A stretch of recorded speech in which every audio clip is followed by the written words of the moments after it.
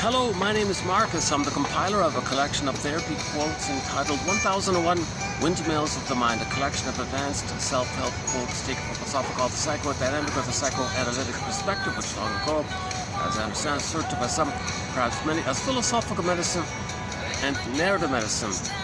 By Mr. Fritz Perls, he calls it Gestalt medicine, i.e. a holistic perspective. Gestalt meaning a German word meaning whole, the idea that everything's interlinked, interconnected. So you look at the whole idea called the Gestalt like that. So we talk about how our past experiences create some kind of psychic Gestalt, some kind of psychic working model, internal working model, schema, okay, psychic construct, personal constructs, or some kind of Gestalt, I guess. Well, it'd be part of our Gestalt, right? The psychic construct, the map we create, which we overlay into the present, we see the present through the blueprint, that's part of the overall idea. So he says, look at the broader kind of thing. Anyways, I mention him because we'll have a couple of quotes from Mr. Perls in today's batch here, in preview mode. I don't really have many quotes from Mr. Perls. I just found his book this morning. It's funny about him. Never really got into it. He's a little verbose and a little vague sometimes, and a little contradictory sometimes, I found. So I kind of gave up on him a little bit. But he's a big name. He's a household name, Fritz Perls, like that. So we'll have a couple of quotes. So stay tuned. We'll have a couple of quotes from this famous author. And another book I found this morning.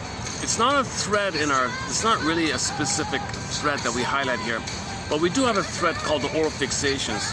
And one of the oral fixations, okay, so oral fixation means the baby's in an oral phase in the beginning, up until 18 months ballpark, oral, taking in, receiving, incorporating, not just milk, but the experience, the memory of being understood and welcomed. He's taking this all in, interjecting, incorporating, this kind of thing. If there's a problem like that, well, he may search for symbolic versions of it, hoping it can actually be into all the oral fixation, including alcoholism, which we'll mention here today. So something symbolic about it, okay, money, material, fluids, sweets, cookies, etc. You hope it can actually be real, because that part of it is no time, so you keep on doing it because of the pain. Pain makes you reach, but there's no recording the mother hurt them. So the baby's a love fugitive from the love that he seeks. Once again, why do we say the baby feels like he's a fugitive? He's not a fugitive, he's not guilty, he committed no crime. But to get along with the mother, he believes and makes the existential conclusion as part of his Gestalt, or as part of his construct, that the only way to get along with the mother is to take the blame on himself. All babies will take the blame on himself. Never blame the mother. Impossible. The baby must see the mother as perfect for survival. So he'll take the blame on himself. So he's in pain, he thinks he's defective. Something wrong with him. Mother didn't want him. Shame. Okay, because he's defective, he did something wrong by that, being punished, guilt and shame. Baby feels unlovable and defective. So babies create this feeling that he did something wrong. Mother doesn't meet his needs, he thinks he did something wrong. So he feels like a criminal. He committed no crime, but he thinks that in a kind of a diplomatic attempt to get along with the mother. All babies want to get along with the mother. All babies want a harmonious relationship with the mother. Baby thinks the only way to get along with the mother is to delude himself, blame himself, and say mother's good. He's lying to himself. Yesterday's song at the Nice Park, Lying to Myself by David Cassidy. An excellent song, I think. So the baby starts off with what's called the quote-unquote the moral defense. He makes this moral decision. All right, I'm no good, and mother must be good. So he believes he's some kind of criminal. He's not guilty. He committed no crime, but he's going to believe it. Okay, now that's hence the phrase, he's a love fugitive from the love that he seeks. He's seeking from love from his mother, running away, but not remembering the mother hurt him, but looking for him. Hence this looping phenomena called Kegels, mindless repetition, treadmill, Santiana, hamster wheel, whatever you want to call it. So he's searching for mother, but he doesn't remember mother hurt him. Searching for a mirage of her, a dream of her, called a symbol or a fixation, drink, etc. Today's topic about the drink a little bit. It's not going to work. No bottle of fruit wine is going to be mother's sweetness in the past. Ridiculous. No cookie, likewise. No thing you buy, likewise. Okay, even people, likewise. It's not going to work. So he's got the mandate is to reach. Life versus object seeking. Baby reaches for mother, wants to connect. Oh yeah, by the way, I'm trying on a new thing here. The shop was selling this on sale. This little portable. This is my first time using it, and it's a bit of an experiment to see if it works. So I'm directing the sun, but I got this little breeze here. So let's see if it works. I'm sweating already, to tell you the truth, but I'm kind of curious to see if this thing will work here. I got a little breeze. It's got 3 speeds. Tell you the truth, it always heartens me a little bit because the people that make this, they get virtually nothing, you know, and the consumer pays, I don't know, 10 times like that, and all that money goes to the arrangement of plundering, basically. So the poor people worked all day and night just to get by, and they get paid very little. Owner gets little, hard-working conditions like that. So the person who orders it, you know, give me this thing, and they get paid a fraction, a tiny fraction, but they charge the consumer a massive amount. What, 30 times, something like that? 30 times or something? 30, 40 times what it costs them, and all that profit goes to mainly to the plunderer or the pillager, right? And of course the shops get a commission and all that and things like that. But the people who actually make it get very little, get almost nothing. It's kind of sad. So I always feel a little sunk inside. I always feel, oh no. But anyways, thanks to the guys who made this. You know, so okay, let's not get into that kind of thing. But I want to try it out here. Let's see if it works. There's no, like you plug it in like with your iPhone battery kind of. So I'm kind of curious. All right, enough about my little fan here, portable fan. My first time using a fan here. I'm surprised it took me so long to get one here. Hopefully the shade will come in soon enough here. All right. I'm tempted to redo I'm tempted to restart this video to edit out this this little sidebar here. So anyways, the baby so the baby is a love fugitive from love that he seeks. So the pain makes him reach for mother. Common sense, baby's in pain. Mother, where are you? But mother hurt him. Mother, where are you? But the recording is mother hurt him, but he doesn't know it because he's got no hippocampus. Hippocampus gives him memory in terms of time. He's got no sense of time. He has no ability to recognize that in the past mother hurt him. That's why he's in pain. He has no kind of like linear kind of steps like that. All he knows is pain reaching mother, pain reaching mother. But the reality is he was hurt by the mother. That's why he's reaching. He's a love fugitive from the love that he seeks. Now, how does a person have this hope to keep on reaching for mother? So when real needs are not met, you keep on trying. You hope for it. But beyond that critical time, it's only done through dreams and mirages. Okay, oral fixations, for example. So you reach for an oral fixation item, a thing or an activity that triggers the time when you did have mother. When you can use something to remind you of the good old days of when you were in the womb utopia, you get a blissful amount of chemistry above the pain you're feeling. It goes down, you chase again, dopamine chase, future, trigger the past, feel better. Okay, the happy chemicals that are blipped up go down. Okay, the stress, and dopamine says chase for a symbol. Now when you get a symbol, of course it's not going to correct the trauma. Of course it's not mother's love in the past. Of course not. But the symbol reminds you or fantasize, oh, one of the mother, oh, you were one of the mother once, right? And you got the happy chemicals. This is what Allman and Paul referred to as an ATM, addictive trigger mechanism, via using the symbolic mother. Now they don't use the phrase symbolic mother, they call it ersatz self-object. Ersatz self-object, i.e. symbolic mother. This symbolic mother is able to trigger when you had the mother. So in trauma, the set points of stress are too high. The dopamine kicks up, chase, you're in pain, go, chase, anticipation, future. All you're really doing is trying to get out of the pain by remembering, using something to remind you of when you were one with the mother. Okay, so the wine might do that, and then, oh, okay, then the memory, the experiential memory of when you were in a blissful utopia with the mother, Unio Mystica, Participation Mystique, Nirvana Garden, Shangri-La, Shambhala, Avalon, Paradise, Garden of Eden, all those other paradise images. Then when you remember that, the chemistry, the fantasies come, and with the fantasies and the memories come up the chemistry. So the chemistry of oxytocin for love and serotonin for safety and pleasure are blipped up for the moment above the pain. It goes down, chase again, trigger the past. Chase again, trigger the past. Okay, mindless repetition.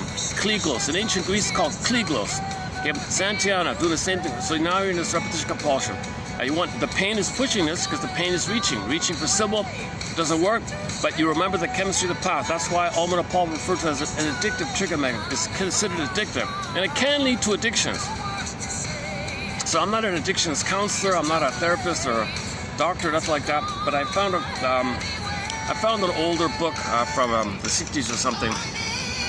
Some guy wrote a book about hangovers. So what the hell? Anyway, I took a peek at it, and some of his comments are a little general, but I thought I'll include it here. So he was trying to analyze people about what they feel about their hangovers or something. I didn't read that part. He's got these long, lengthy case histories of various alcoholic kind of people like that. I just read the concluding sentences for those cases, and a couple of them I'll include here now and then, so stay tuned. He's kind of got the basic same message. Alcoholism is a symptom. Your neurosis, your inner conflict, your trauma you got to face, then the symptom will go away. And alcoholism, for example, is just a mask. It's a mask. It cloaks, it camouflages. The pain creates it to mask it. The mask makes you're escaping from the pain, so you create a mask. The mask means you're hiding from it. That's sort of his basic message I got. So I'll read it more clearly in a minute. All right, so just quick, once again, with trauma, the set points of stress, adrenaline are too high. Okay, that's the fear response. He's always in fight or flight kind of thing. He's always afraid. He's hypervigilant, hyper alert. PTSD like that, revved up like that. But so he's in pain. Like out of the pain. So the live and love and the feeling self is frozen in trauma. Okay, the budding beauty called the emerging self, the sense of self, the embodiment, the ensoulment, the feeling real and alive, the hum, the body. Oh, I just noticed there was a band. Somebody commented on a band. I didn't know this, but there was a band back in my hometown called Body Electric. They had one album. I didn't notice it. I could play their song. It's not really great. It sounded a little bit like some techno, like 80s techno thing. A little bit like, reminded me a little bit of Saga, the band Saga, a little bit. Not too great, but anyways, Body Electric, interesting name like that, right? So that's a bot. So maybe we can borrow that phrase to talk about embodiment, like the humming. You're alive like that. We want to feel the hum of feeling real and alive, i.e. we feel real and alive. The Body Electric. I think that's what they mean. So that's called ensoulment, embodiment, ensoulment. If you're not in your body, not making sense. You want to be in your body. Then you're in the present. You're humming. You're home with them. You're comfortable with them. You feel the warm hum of, and you feel good. Obviously, if you're connected to your embodiment, there's a positive loop. You're in the present. You express what's unique about you. Blue jay, bluebird, golden ball. You're feeling. You're comfortable with yourself. Things are optimistic, and you share. So it's a different quality to live in love and have intimacy and a gratitude and empathy and understanding like that and curiosity. And versus when that budding beauty is frozen with trauma or suspended, put on hold, called stunted development, arrested development, developmental arrest. Okay, then that means everything's suspended there. Okay, so the civilization of the soul is the princess. She morphs into a bird and flies away, morphs into a fox and runs away. Or it's locked in a tower like Rapunzel, in a coma like Snow White. Maybe I should. Oh, the shade's coming. Yeah, okay, hang on, yeah. I got the shade coming in soon. Oh, good.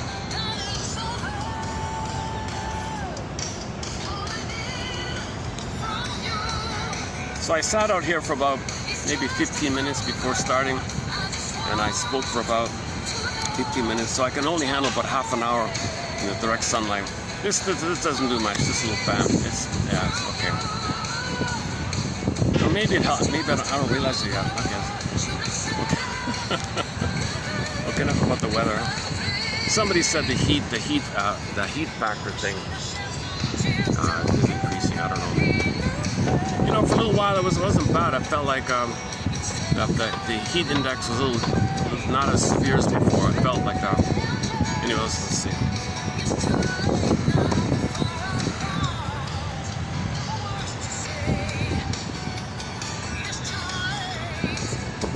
Yeah, okay, let me just take a 2-minute perspiration moment here, and I'll see you in 2 minutes. Hold on a second. It's just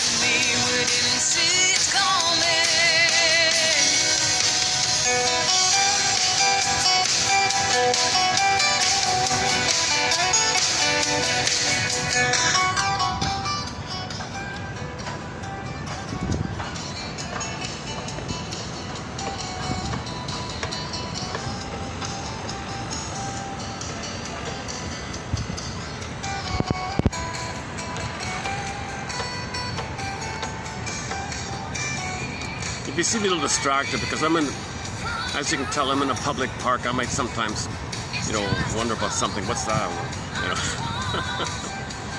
Okay, so the burglar adds an important point about this dysfunction, which is when the baby originally cried for love and expected mother to be there, he signaled. The baby expected it with his signals. Mother, are you there? Kind of thing. If she's out of it, for whatever reason, oh cunning tale, not emotionally available, she might be frozen in her past, waiting for a better past, not available in the present, because she overlays her past as a present, sees the present as a past, unresolved. She transfers her unresolved past template to the present and uses the present as a repeat, reenactment, replay of the past, hoping for a better past. Totally ignores the baby's feelings because she's too soul blind, because she's in a narcissistic place. It's all about her. And when the mother was a baby, she was nursing and it was failed. Overlays it, and in the present, she might identify her with the aggressor and use the baby as her and shame the baby the way she'd been shamed in an attempt to remember that she'd been shamed because she identified with the aggressor, Faustian deal, Faustian part. Or she turns to the baby as a symbolic mother for her and expects the baby to nurse her. One of life's little switches, baby's overwhelmed. Mother, I can't do this for you. Please don't shame me, I'm not you back then. Oh, please don't expect me to be my own grandmother to nurse you in your nursery. Come on. Baby's overwhelmed by this kind of. So he'll show his stress, his signal. Mother, can't you see I'm stressed out here? Can't you see my tension, my fear, my shame? I'm really scared here like this. Mother's too focused on herself. It's all about her. She's soul blind once again. Okay, enter the angry character. Anger is like the final pathway. Mother said, you can't be angry. It's all about me. It's not about you. It's about me. And now the fury comes in. Okay, enter the anger character from the Disney film Inside Out. The flames popping up. The baby says to the mother, Mother, can you see the flames from the anger character in me, the emotion of anger in me? You see the flames spelling SOS? SOS, mother. Come on, SOS here. Mother doesn't know what you're talking about, kind of. Now, this fury and rage of the baby, it's originally, one way to think about it is, he wants to live in love. You take the letters L-I-V-E. It's all raged up. It's all no time, crunched up, fury. He gets once he gets into fantasies of desperation, fantasy, devour the breast, and ragely oral incorporation, wants to take in kind. Once the baby gets in that kind of mode, he wants to gobble up the breast. Okay, that now it's destructive. Now he's destructive in an attempt to incorporate. Mother's not offering any incorporation, taking yesterday's topic. So he's going to be destructive. So now it's EBIL. Now the baby's energy, which is a cry for love, okay, crunched up, EBIL, destructive fantasy. Mother still doesn't get it, rebounds in on himself. When the baby's destructive fantasy to gobble him turns around in on himself, monsters of the hip. Now in his psychic structure, in his mind, he's got fantasy, okay, picturized. Take your pick. Guy with the Horns, Bilabai, okay, and the Howling Man, Twilight Zone, Season 2, Episode 5, they had a list there from folklore literature. Okay, it could be the Wicked Queen, it could be the Vampire Squid, it could be any kind of Minotaur, usually a common one, any kind of monster that the rage wants to go, Cyclops character, etc. Westrogonians. Basically any entity, it could take thousands of forms. It's not real, it's the baby's rage. But remember, the baby's rage is a cry for love. So when you loop it back, so in the baby's brain, he's angry at himself, attacking himself as if he's trying to demand, like, come on, but he's hurting himself. But it's the cry for love to the mother. So if you loop it back, right, it starts off with the cry for love, block turned to anger, fear, rage, block turned in on himself. Now I got the imagery of it's the fairy tales of the monster attacking himself. So this is a huge inner critic. There's no loving mother there saying, I love you, I'm here for you. No, there's something critical. You're no good. Come on, come on, attacking him, something attacking him. How's the baby going to deal with this thing? Okay, enter the hope, the dopamine. Okay, the dopamine says chase. Maybe go get mother. Go look for mother to trigger the past. Now the pain that he's inflicting upon himself, it prompts the search to trigger the past, and the happy chemicals from the uterus blip in, fuse in, merge in, libidinize him, pleasurize him, okay, the pain that's causing him. Now he's got a thing called psychic masochism, the pleasurization of pain. That's the baby's way to deal with the pain of attacking himself. But the baby has to attack himself because otherwise he'd have no mother, no hope for mother, no chance for mother. Something worse would happen. He'd perish without a mother. So he's got to maintain the hope for mother by angrily demanding mother's love onto himself. What a disturbed situation. He finds a way to make it pleasurable. Oh, just trick up some chemicals from the past, blend it in. Now he's dependent on him. Now he's dependent to search for a symbol okay, which triggers the past. Okay, and that's why we're destroying the planet for a quick buck. The baby couldn't internalize the loving mother. Now he's demanding, he never got it, so he's trying again, so whatever out there, whatever material thing that's out there, you're trying to gobble it. It's symbolic mother, because you never internalized the mother. You got your own anger turning into a monster, attacking yourself. You want to get out of the pain. Well, where's mother? Where's mother? We're destroying the planet because we never internalize what's called the internalized good object, the soothing interject, the holding interject. There's no loving voice in the child's circuits. There's no sense of, his example was, a lot of people can't be alone at all. Like, they can't be alone. They got to create problems or drama, put noise or something. They can't be alone because they got to find distraction. People are very pessimistic, a similar idea. People who can be on their own or alone and curious, they probably have this, some kind of enough of a soothing interject in them. So if there's no voice saying, I love you, or good and all that, and then that's why some people don't have the soothing interjections. They may go to, may be drawn to lyrics to a song, you know, like, ooh child, everything will be okay, lullabies like that. Or they go to a professional speaker and he tells you, oh yeah, something in the sky loves you, that kind of. So that's like the hope for it. And you're dependent on it, you're addicted to it in effect. You're addicted to the fantasy that you can get mother like that. It doesn't work, pain's still there, do it again. Pain's still there, do it again. Pain's, and you can swap your things around. You can swap, religious things or booze. That's why some boozers turn to religion and some people drop religion, they go to booze. You know, you can swap things around in cigarettes or eating. And it's just different masks, but the same issue.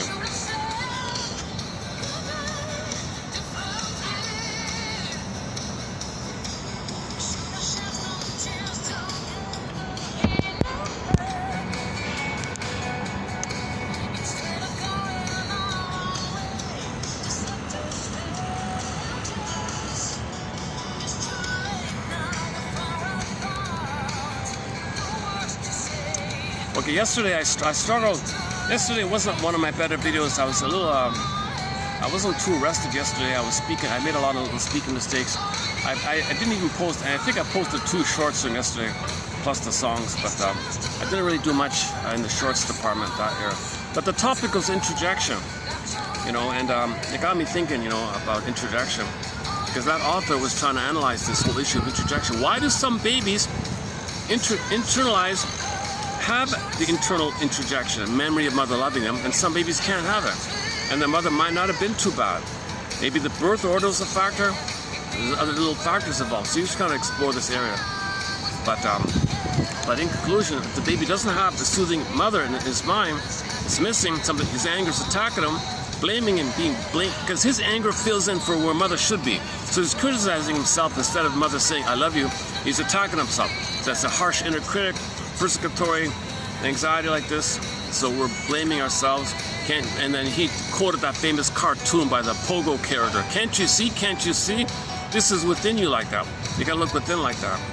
And people don't want to believe that. They say someone else is threatening. No, you're doing it to yourself like that. Another song we played here by the band Delirium called Self-Saboteur. Can't you see? Can't you see? This is all within like that. You are your own worst. It's within like that. And he likes to use the Pogo cartoon. I've never really used it. The first time I think we used that one, yesterday's video.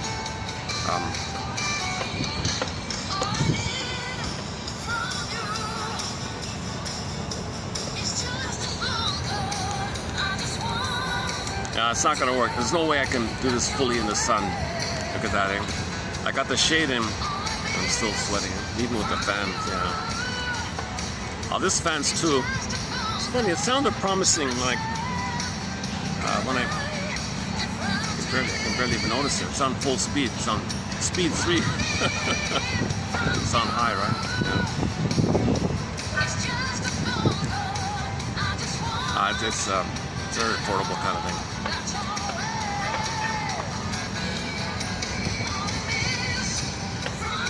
Okay, where are we?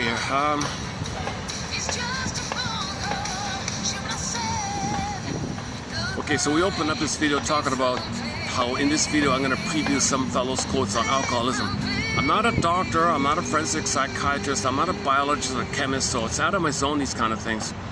But if the quotes are clear enough, maybe I'll include it with the disclaimer by saying I'm not a doctor. So I've said in every video pretty much, I've not been analyzed. I'm not a doctor or a chemist like that. So disclaimer, disclaimer. A certain percentage of what you're going to hear in this video is wrong. It's up to you to figure out. It's up to each person to figure out which percentage, how much, like what's wrong, how much is wrong. I don't know. We're brainstorming here like that. But that was, that yesterday's thought about why we're plundering the planet. We're trying to internalize a good mother.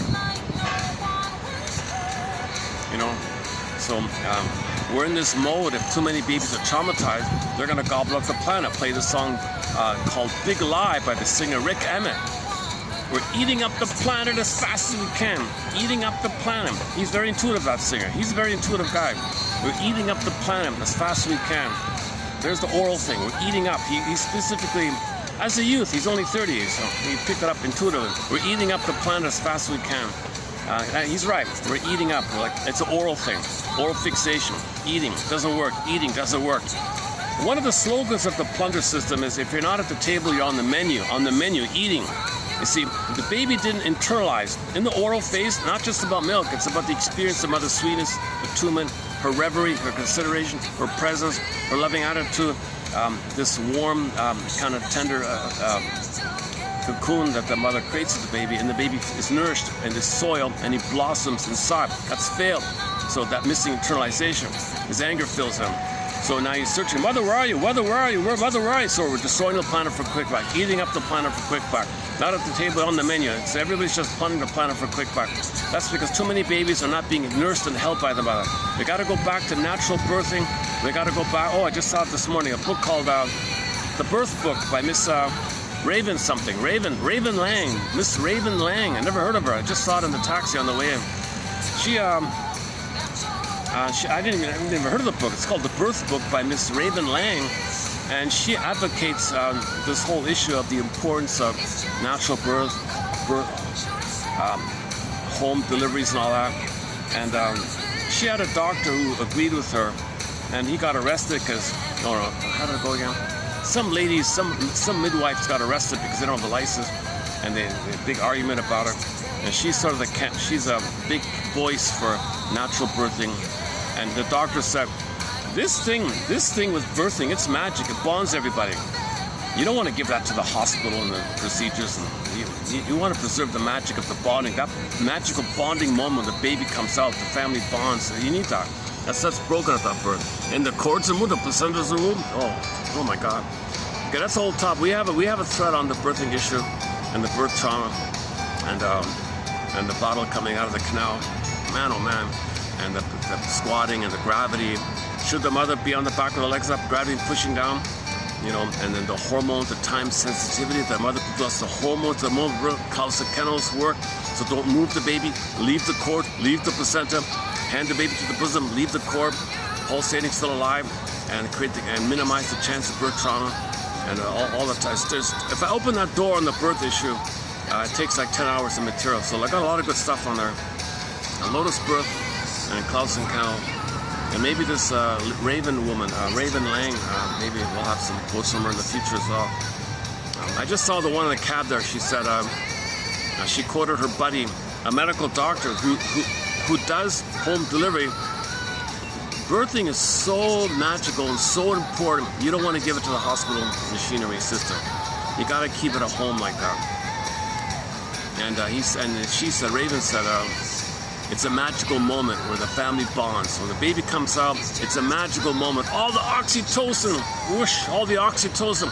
Baby hand to the bosom, nursing, oxytocin, father's there, the father's there, the mother's there, the baby's there, the whoosh of oxytocin, they're all bonding, the magical moment, the miracle of birth, they're all bonded, the family's happy like that. Imagine in the hospital, the guy's outside, okay, the crude guy rips the baby away, puts him somewhere else, mother's traumatized, baby's traumatized, father's clueless, it's all messed up.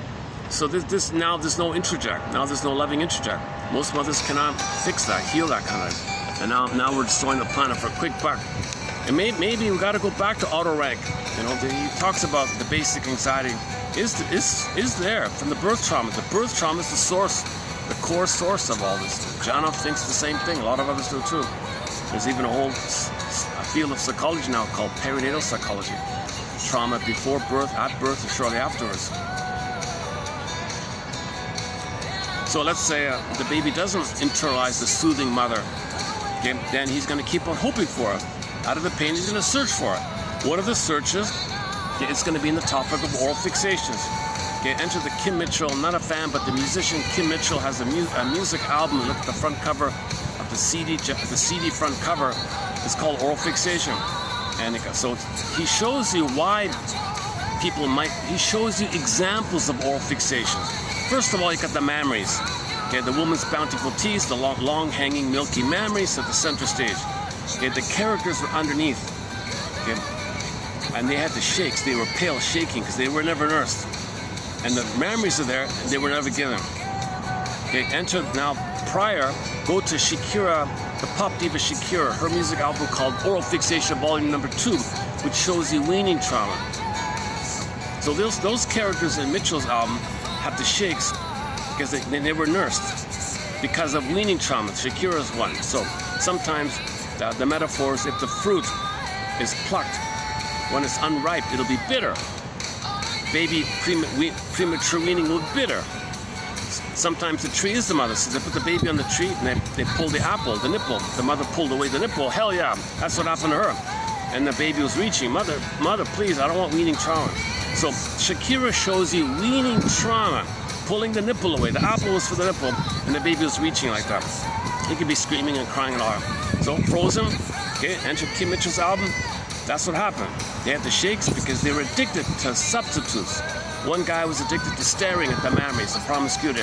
One lady was addicted to boozing. She was guzzling. Okay, the other guy was emotional eating, gulping down those junk burgers, wolfing down all those burgers. The other one was biting her nails. The other one was smoking like crazy. And they were all pale, shaking. They had the shakes to imply addiction. Because if you don't get your fix, you're shaking withdrawal symptoms. So they want to show you addiction. So alcohol is one of them, right? Alcohol, smoking, etc., emotional eating. These are attempts in your unconscious to get mother. You don't know this. You need to know. You can't know this. The id says the ego, cover me, provide cover. Throw the person a red herring. Let the red herring lead him to a straw man. Take him off the scent. Distract him with some trivial thing. Throw him a bone. Reward him. Now another red herring, another straw man, another red herring, another straw man. So a person creates flim-flammery, duplicity, excuses called rationalization to distract. You need to know, because if you don't know, he can't handle the pain. The id says ego, look, he can't handle it. He can't handle it. So we're in too much pain. Don't let him know he's in pain. Create a belief, and the belief will push down the pain, repress the pain. Not knowing the pain creates the belief. So create a belief that allows them to not know that the pain created, and this belief is a red herring for him, a distraction for him, an excuse for him. For example, if the mother turns the baby to mother her, mother might say, I gotta fool myself here. What am I gonna say here? Why am I doing this? It's not reasonable to expect my baby to nurse me, mother me, be one with me, meet my needs. Let me come up with something. Oh, society bombards the world with mother knows best slogans. Mother's rights slogans. I'm the mother, I'm the adult. So I'll use that. I'm right, I'm the adult. Oh, I gave the baby life, it's my right. Mother knows best. So she'll use these lies, lying to herself as a cloak, camouflage to cover and not make her aware that the unconscious is hoping for mother through the baby. Unreasonable. So need to know, she can't know this. She doesn't want to know she's in so much pain, turning the baby to mother her. What an absurd, painful thing. She's traumatizing her baby, doing this disturbing thing. So the cortex is pulled in to provide cover. Cover means rationalization, which means you say something to fool you. It takes you off the scent, right? It's a red herring. It distracts you. It fools everybody. It's over there, right? So how does it go again? Oh, you know the story with the red herring, huh?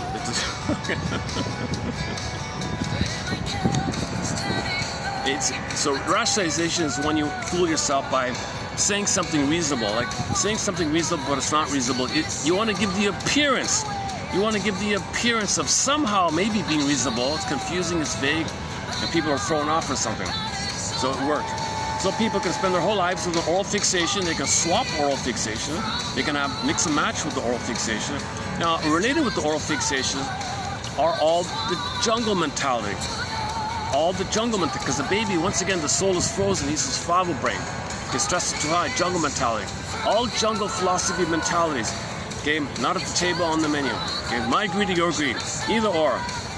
And the plunder system is very aggressive like this. The plunder system, you know, I'm at the table, I plunder.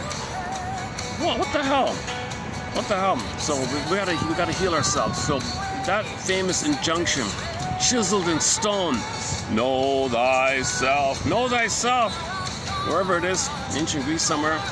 I think it's up there somewhere, right? Or there's some remnants of it or some fragments of it somewhere. It was carved in the mountain. Know thyself. People said, you got to know yourself, people. It's part of our drive for healing. There's something wrong here. We traumatized ourselves 6,000 years ago, and then roughly 3,000 years ago. So look what's been going on for 3,000 years. Come on, people, know thyself. So we've been trying to know ourselves for the past 3,000 years, basically. Or 10,000, whatever it is. So all the philosophers came on the scene, storytellers came on the scene, and then playwrights, and now we've got jargon, and so on. Parables and all that. So it's ongoing. We're trying to, there's an innate drive for healing, but knowing ourselves facilitates it. So nature does the healing, but we got to facilitate by creating the basket. Psychoanalysis looks for an egg. That's the rebirth.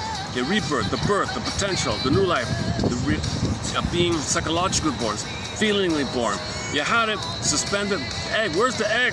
Where's my rebirth motif? Well, the egg needs a basket. The basket is missing. We are trying to weave the basket with these philosophies, with these quotes like that. Now, yes, there's a danger, like Mr. Pearl says, to just use it as an exercise and using exercise. And that's maybe start soft like that. And intellectualization is a defense mechanism where you use ideas to get you away from feeling. That's a danger like that. So you want to use your ideas to lead it up to a place where you can moving towards now knowing what you could have known, setting up for the feeling, the egg, where you can now feel what you couldn't have felt. If you can now feel what you couldn't have felt back then, because you got the nest there, the holding it, the container. So the nest like a container, the knowledge that contains you, because we weren't contained, we weren't held. We got to hold ourselves with the theories. We got to stabilize ourselves with some kind of good theories like that. So we postmasters and Berger, get Karen Hornheim, get Mahler, Klein, Fairbairn a little bit, and Althea Horner, Janoff, and many other authors here. Maybe Fritz Perls can contribute here a little bit too. Robert Bly, Woodman, recently posted a quote by Miss Von Franz from the Dream documentary. The mental hygiene films, we included two. We updated our list on the mental hygiene films. Now there's like 25 now.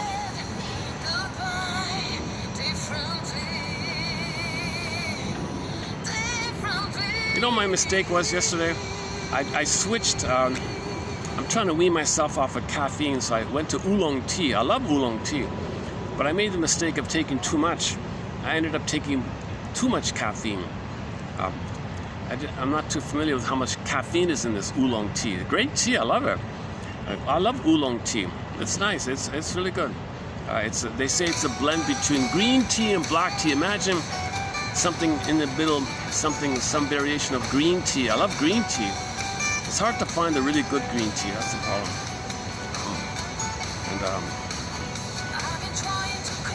Anyway, so I was very sluggish yesterday. Today I just had one little mini coffee. And one of those little local little chai tea or something. Just a little one, right? From the convenience store. You know, the convenience store, they have a little, I'll show it to you now. Is it pretty good? So oolong tea is a new companion beverage. And yeah, these little southern Thai tea. It's not bad. It's called Southern Thai Tea formula drink. Locally made one here.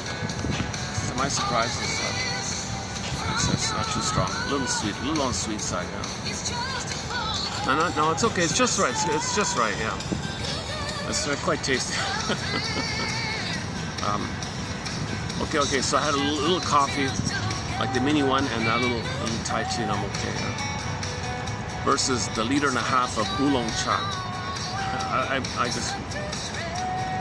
So why am I telling my imaginary audience about my caffeine intake. I think I'm embarrassed about yesterday's video. I feel I couldn't even post any shorts really. I said, oh, what? Okay, just to write off. Hey, the lighting wasn't too good. I was stumbling a fair bit. I feel like I feel a little badly to put out a very weak video. But the video prior to it was excellent. The video 2 videos ago was one of the best videos. It produced a lot of two very popular shorts. Go to the shorts section, click popular, you'll get the #1 popular short now is from 2 videos ago. So I had a really excellent video, and the next day I felt badly for it. Here I'm sort of maybe half and half, I guess. Okay, one second.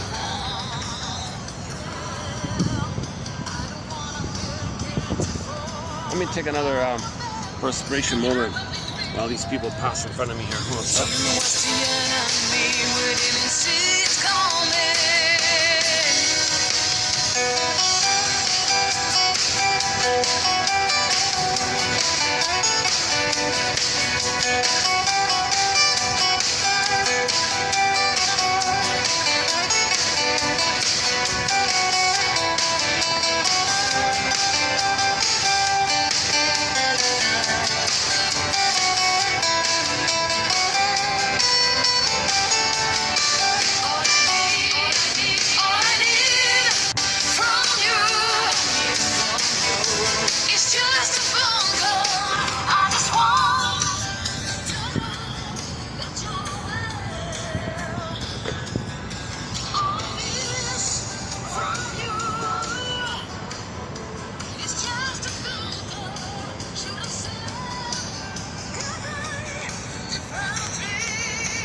So Janoff's line is, when real needs are not met, you have the unconscious hope for the fulfillment.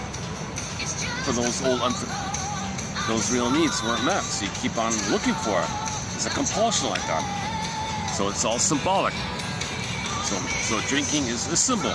It's a stimulating. So let's do the alcohol one. So it's a stimulating fluid. So the idea, #1, it's a fluid. So baby's nursing, it's a fluid. The breast milk is stimulating. Well, that's stimulating, obviously. If alcohol puts you in a blurry kind of state, maybe the baby's in a dreamy kind of state. So somehow it takes away your pain, I guess. So you want to escape from the pain. So that's another thing. You want to escape from the pain. Now the pain makes you reach, which escapes the pain, but it's a rejection because it isn't it. But you search for it to trigger the chemistry of the uterus time. So you blip up the happy chemicals to get away from the pain you're feeling via the thing. That's called an ersatz self-object, an addictive trigger mechanism by Ullman and Paul in this excellent, extremely underappreciated book called Narcissus in Wonderland. Excellent book.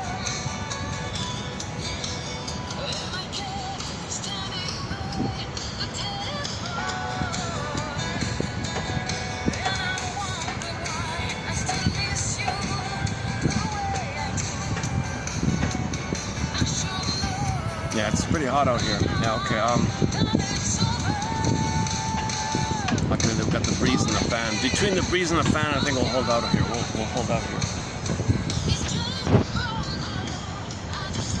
Gee, I feel a little fidgety here today. Similar to yesterday. I think my chair is starting to fall apart. Having issues here. Okay, so that's the rigmarole, right? The rigmarole. Okay. It starts off with the baby pleasurizing the pain by searching for the past chemicals, and you're dependent on the searching. So people become addicted. So it's usually money is the main symbol of mother. Money is the symbol of mother. So Berger has a book called Money and Emotional Conflicts, where the problem with the mother is transit onto money. You just continue the problem with the mother onto money, money symbolic mother. And now you can make the inference of what happened with your mother by your relationship with money, called money neurosis. So we talk a lot about that kind of thing. So the greed, of course, is in there, the avarice and the bargain hunter character, and so on. The sex hunter, so on, he calls it. So once again, money, you want money, well, plunder, material. we're eating up the planet as fast as we can in the hope to get mother's nursing love in the back of the nursery time. We're destroying the planet hoping to get mother's love back in the nursery. Like, know ourselves, like, you know. So the question really is, how do we mourn and admit mother failed us? It's very hard. That's the hardest thing to do. Really, my mother failed me? Well, one way to do it is consciously you don't like your symptom. Well, hopefully you don't like your symptom. A lot of people won't get there, but let's say you admit. Let's say a person admits, yeah, there's something wrong here. Yeah, whatever I'm doing, I don't want it. I want something better. So you don't want the thing that you don't like. That's right. Well, at the same time, your unconscious is producing the dysfunction, because if it didn't, from your unconscious's point of view, okay, something worse would have happened. Now you're facing the worst would have happened. Now you're facing the truth that mother failed you, betrayed you. She couldn't love you because she was impaired, had emotional dyslexia, emotional warping. Maybe she was a passive-aggressive bully, or passive-aggressive narcissist, or waif. Maybe she was depressed or something. Maybe she had an issue on her end, BPD, clinging, etc. She was hoping for better past, wasn't available at present. So now you're realizing you created a symptom to buffer it, so it goes to your body. You got body issues and you get personality issues. Just back and forth, howling man, back and forth. So the guy inside escapes, castle body, inside, howling man inside escapes, inside. So in the body, your anger goes in your body, your anger goes out, into personality issues. A metaphor for that, Howling Man season 2, episode 5.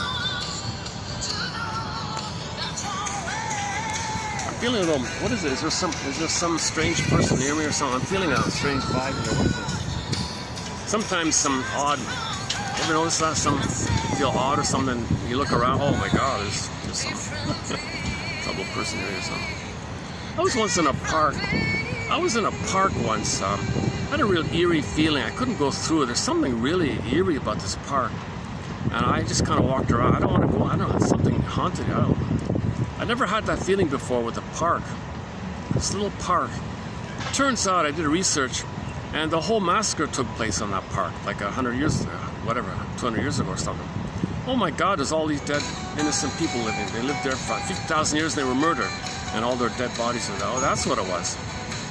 Oh my God. Okay. See, we gotta restore what Heraclitus said. One earth, one family, piece of cake deal. But Heraclitus adds the important point that everybody is an unconscious. And in our unconscious, okay, so when you sleep at night, you go into your unconscious, open the door, Twilight Zone, you're in the dream world. Everybody's got a unique dream world. Now the problem is, the more trauma in that dream world, the more you project to keep it repressed. If you project to keep away from the pain within, you can distort the present to maintain the repression of the pain. You distort. Now you coax the environment to maintain your projection, called projectification, not feel the pain within. Now this misunderstanding, you're seeing things based on your need to not feel the pain of the trauma. More repression, more trauma, more repression, more repression, more projection, more distortion and misunderstandings. And that's the issue. So the hope is one planet, one family, piece of cake, get along. We have the know-how to have heaven on earth.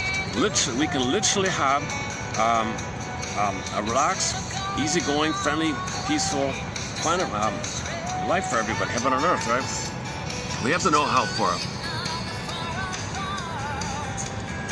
Just get your common sense. Our pale blue dot, our precious little pale blue dot, this gem, this little speck of dust, this gem, one family on it. You know, whatever it is, 10 billion, whatever it is, doesn't matter. We're one family. So if you get to that kind of common sense, we'll all cooperate and do the things that, you know, that some people are always trying to do. But the most traumatized, I'm in the most pain, I'm in the most entitlement, I'm in the most greed, I gotta plunder. So you got this constant issue of some people being the most traumatized, or the most traumatized, or the most traumatized, or the most, etc. They don't understand it. They feel entitled and greed. If they didn't plunder, they don't know that their unconscious makes them think that the unconscious wants the symptom for them, because if the person didn't have that symptom of plundering, something worse would happen.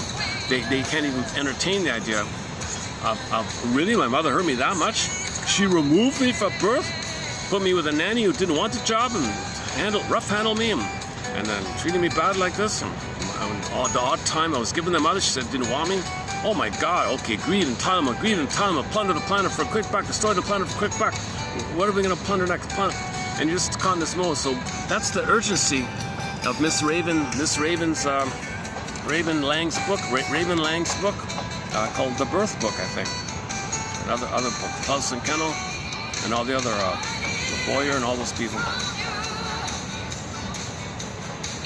So maybe that doctor was right. Return to natural birthing and study it. Beg the midwives out there, indigenous midwife out there, to help people return to natural birthing. That means you can't remove the cord. The cord's got to stay. You're not allowed to remove the cord. It's a violation. You're causing the trauma right there. The basic trust is broken. Baby trusts his mother. Gone. Once you rip the cord away and remove the baby from the mother and don't allow the skin to skin, the hormones and the smells and the warmth and the cocoon and the mother-infant dual unity, extended social interpersonal womb, basic trust gone, plunder the planet, hoping for mother. So babies need to preserve basic trust. So if somebody has a mentality of no trust, all these jungle mentality attitudes, either or thinking, my greedy or greedy thinking, all the world owes me living thinking, entitlement, any kind of negative, schadenfreude, dark humor, black humor, and all these things are oral fixations. So the attitudes are related to oral fixations. So probably most alcoholics probably have aggressive attitudes and paranoid attitudes and project a lot or something. So let's do that. Okay, let's go to this one here. The most recent. The weather's right here. It's 35 at the moment. Feels like 40, it says here. It's 40. The heat index is 40 here. So I've got the shade, slight breeze, and this little fan. I'm sort of holding up here. Okay. Everyone else around here is in the shade, lying down with a cover over them, umbrella or hat or something.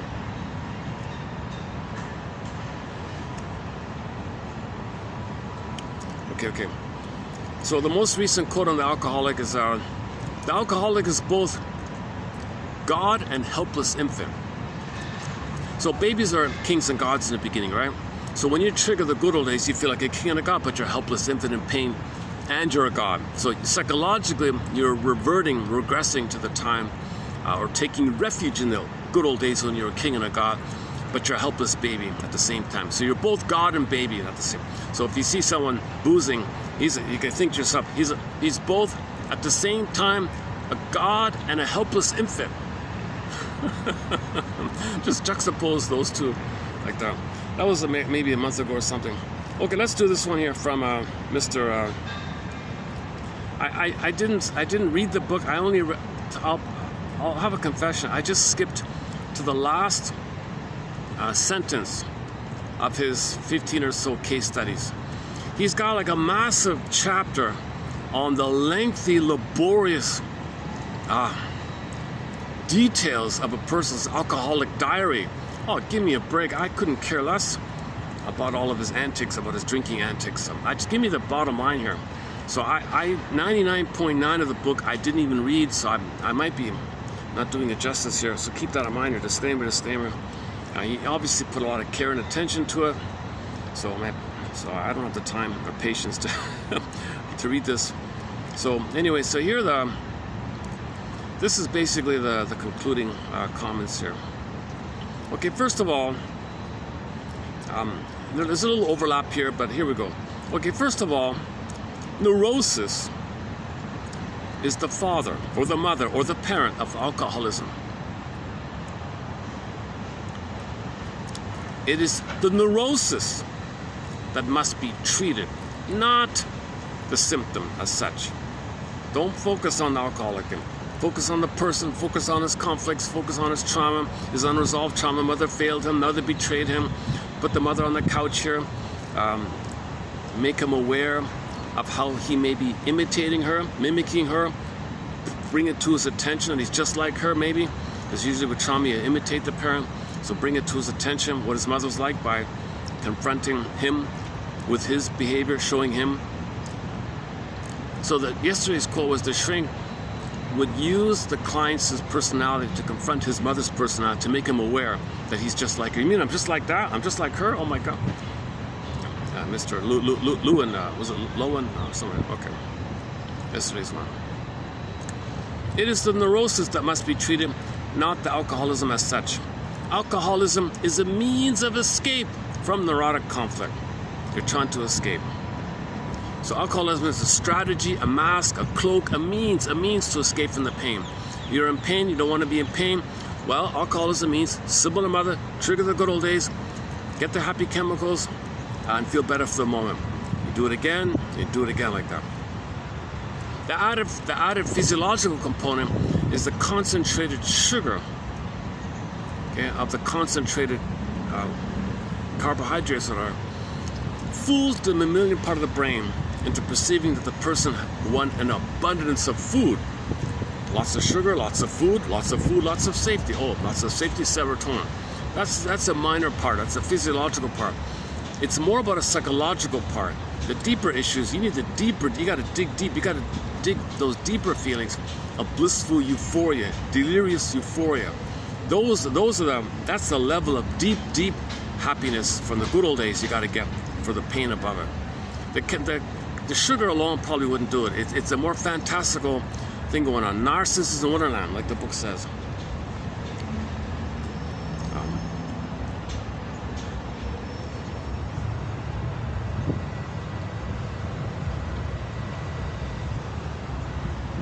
It's a fantasy. It's a fantasy exercise, really. Okay, like you said. Okay. Yeah, he says here, my neurotics, the neurotics I study here in this series, man, oh man, they're stubborn. They don't learn. They won't learn on their own. The only time they learn, the only time a neurotic learns is through a therapeutic process. The neurotic appears incapable of learning except through therapy. He appears incapable of learning that his troubles are within himself and it's not about the environment. And no matter where he goes, no matter where he may go, no matter where you may go, he will always carry these inner conflicts with him. That's Burglar's line. No matter where you go, your inner conflicts will faithfully follow you. So one guy thought by divorcing his wife, he would divorce his inner conflicts. Burglar jumped in and said, oh no, your inner conflicts will faithfully follow you. You're married to your conflicts, will faithfully follow you to the next relationship. So face your inner conflicts, save your marriage, Divorce Won't Help, the name of his book. A very popular self-help book in the 40s was Divorce Won't Help. I've got a good quotes from it in this collection here. So Burger's one of our mentors. I forgot Burger's quote about. So he borrows some old alcoholic slogan or something. Oh my God! Okay, now another. I got two slogans. Okay, hang on. Okay, let me do the two alcoholic slogans that I learned, and I'll go back to the quote here. So Burger's one is apparently in the alcoholic community or whatever. They have a thing called jocose, morose, bellicose, comatose. You're repeating the original, your repetition compulsion of the original. The baby was jovial, all excited, jocose, happy, all excited, jovial, like very happy. Anticipation, excited, allured, mother's gonna love him. Baby's reaching out for the nipple. Oh, so happy. Okay, crash. A great hope fell. Crash. Morose. Bellicose, angry, sad and angry. And then the comatose idea, you space out, you disassociate. How do you repeat that? How do you, repetition compulsion, when there's trauma, you repeat. How do you symbolically repeat, hope for a better past? Well, you can do it. You can run to the wine store, all excited, you're all jovial, all excited, I'm gonna get the mother finally, all excited. Now, you don't know this, right? Your rationalization says it's on sale, what's the big deal? Had a hard day, what's the big deal? Your friend's doing it, you have all these excuses. So you're jocose, you're gonna run to the store. On sale. Yeah, it's a nice label, whatever. You're all excited. And you're doing it. You're important. So you feel like a king and a god because you're doing it. You're taking charge. You're not passive. You're going to make it happen. You're going to get it. You're going to achieve it. You're going to get mother stuff. So you run to the store. Aha! All the jocose. Okay. And then there's the first sip, I guess. You're still in the jocose mode. And then I guess very shortly afterwards, oh, it's not mother. I'm disappointed again. Oh, I'm sad and angry. Morose, bellicose. Then he gets the hangover in the morning called a comatose. The other one is the AA people have a slogan, a poster apparently, somebody said. Man takes drink, drink takes drink, drink takes man. Very clever, very, very catchy, very clever. Nine words, only in nine words. That poster, that mini poster on the walls there in their communities summarize the whole thing. Man takes drink. Addiction, the drink takes drink. Give me more, give me more. And then now the drink takes the man. The ruins of his life, the wreckage of his life. So he's destroyed. So that's kind of like the plunder system. Man plunders, man pillages. Man engages in pillaging. The pillaging engages in pillaging. The pillaging takes man.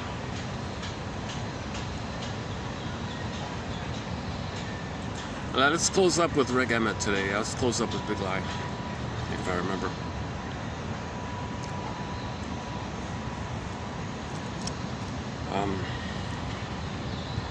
So back to the quote here. So he doesn't learn, right? His conflicts will follow him everywhere he goes. He doesn't realize it. Next one here. There is a persistent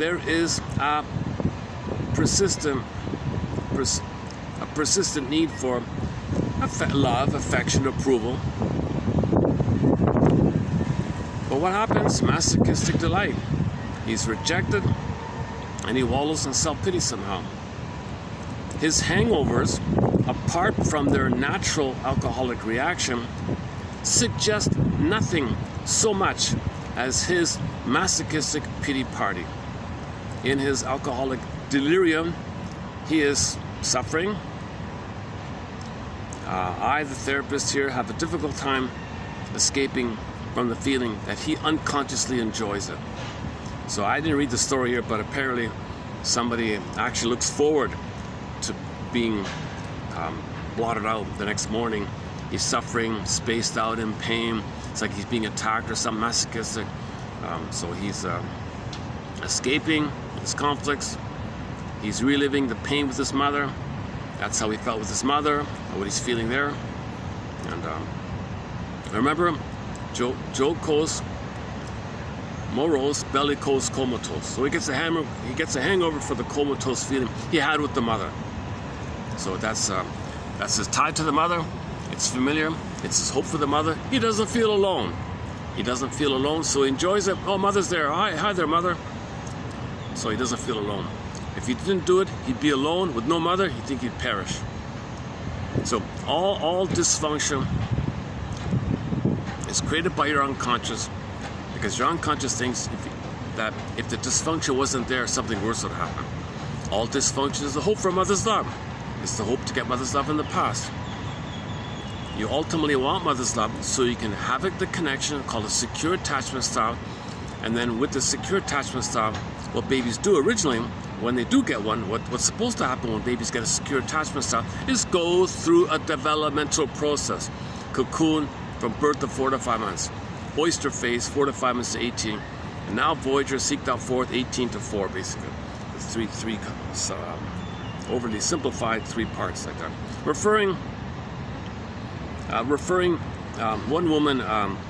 One woman referring to her drinking, she says, you know, counselor, I have done nothing else in my life of which I am embarrassed, of which I'm ashamed, unquote.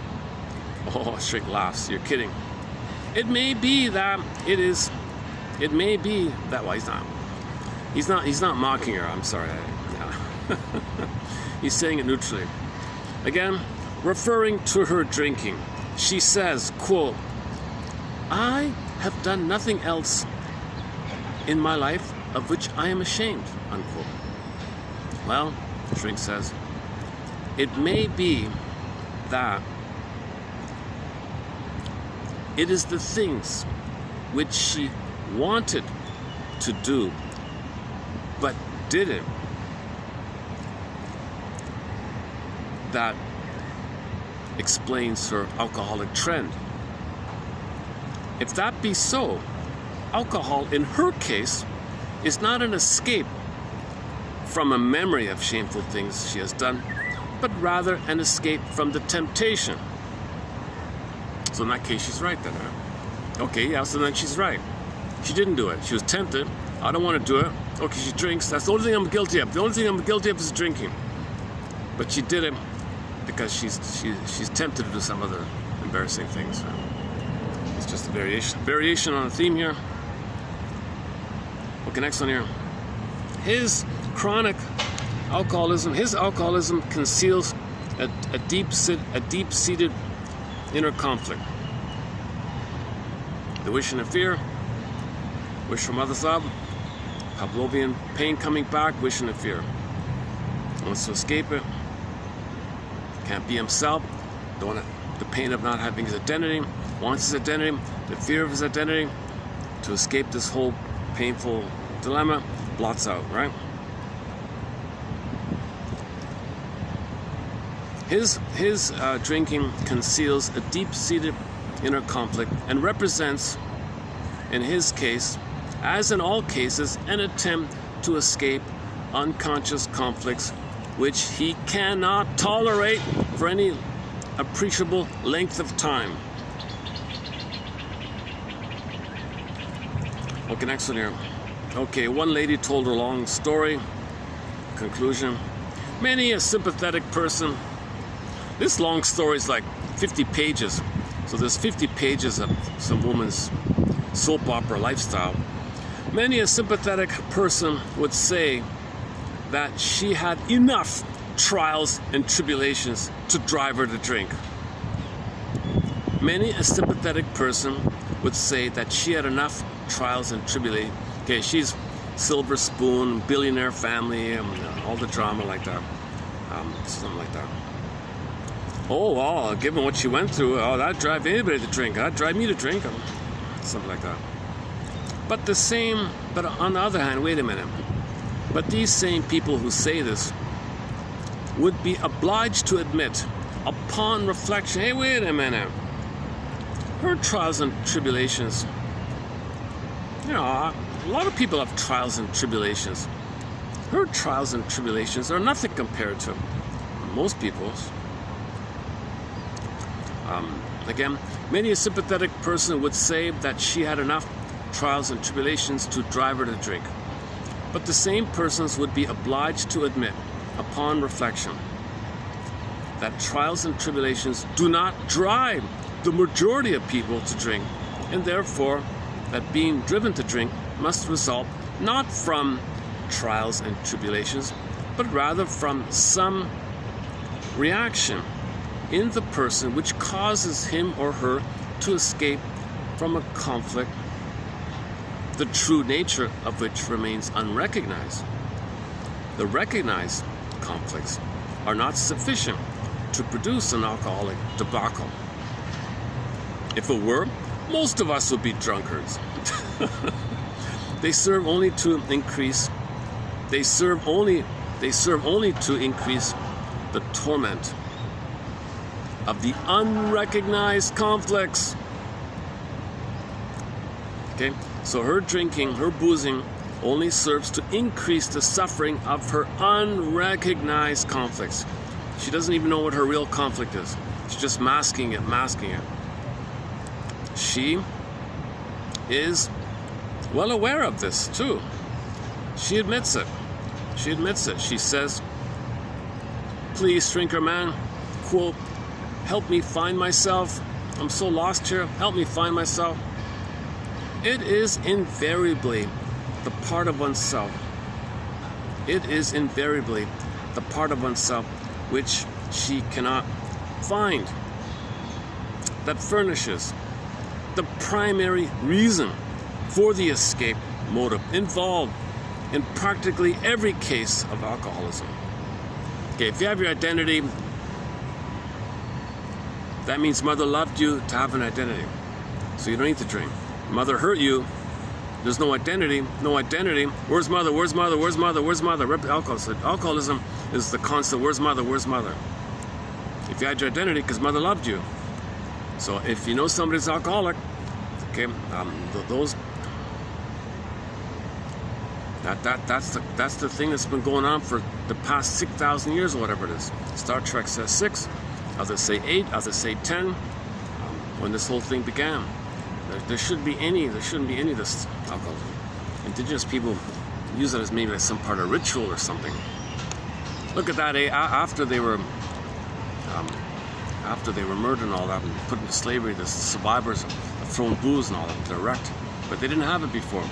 Indigenous people had a very sophisticated, highly advanced, civilized, emotional lifestyle. They were only quote-unquote primitive in their technology, but in their feeling place, they were way, way above, way advanced and civilized than that. So somebody said they could have exchanged. Okay, when the invaders came, instead of murdering them, they could have said, hey, you teach us how to feel, and we'll give you some technology. We'll do the exchange. What do you say?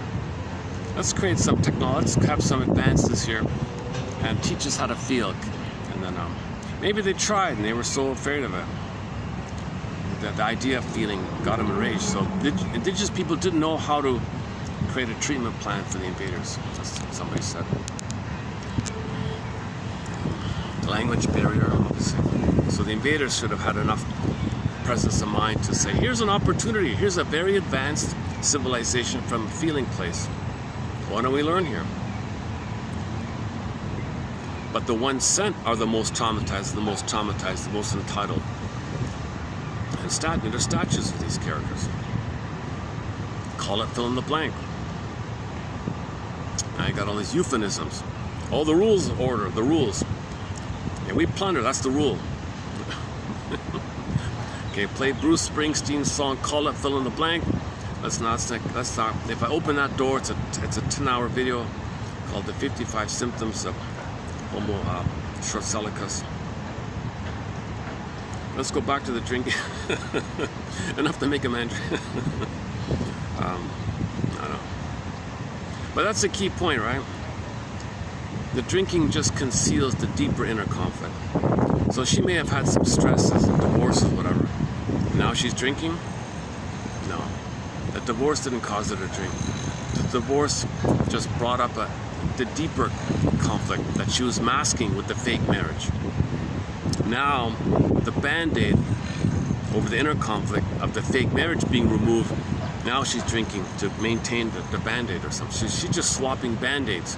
Instead of a fake marriage, she's got she's a boozer, but she didn't address the inner conflict like that.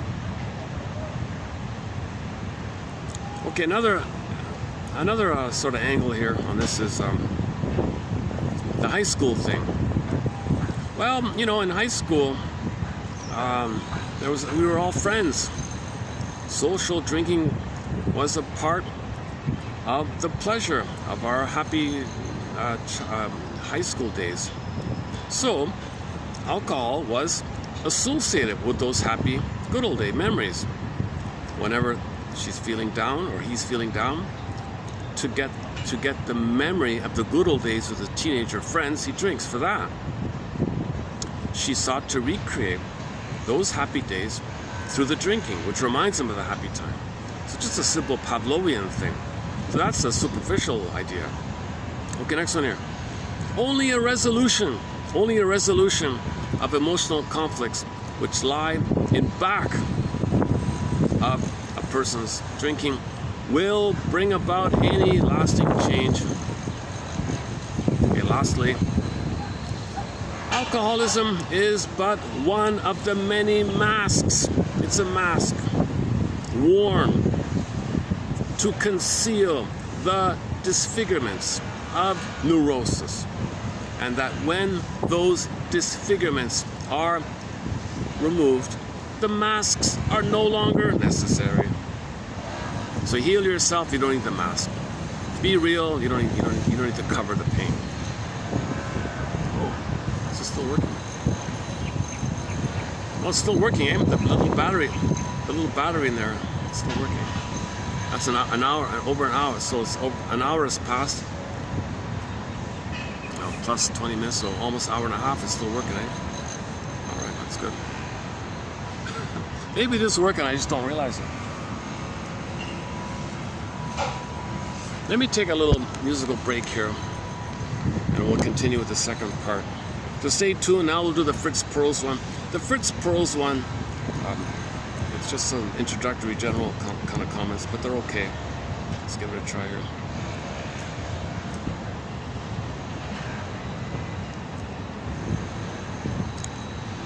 Okay, let's just pick, should I go to Radio Garden? Let's play something we haven't played in a while. Hold on a second. Something we haven't played in a while. Okay, we haven't played this in a long time, this one here. Okay, one of our musical voices in our soundtrack is a guy named Kenny Shields. He passed away over 10 years ago. He was the lead singer of a band called Streetheart. So this is one of their songs. So let's just take a 3-minute break here.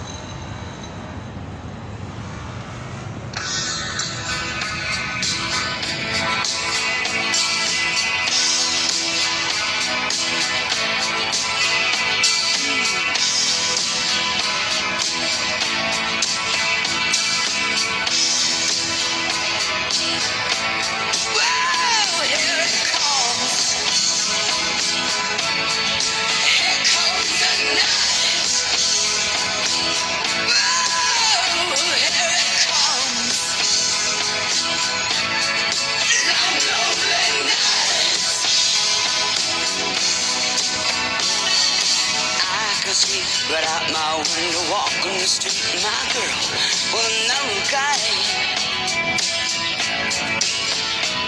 His arms around her like he used to be with me. Whoa, it made me wanna cry.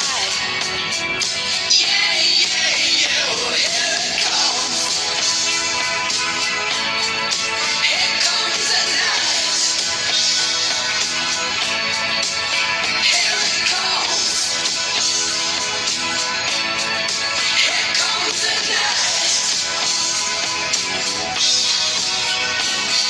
There they go. It's funny how they're looking so good together. I wonder what's wrong with me. Why can't I accept the fact that she's chosen him simply let him be? Yeah, yeah, yeah, here it comes. Here comes the night. Here it comes. Here comes the night.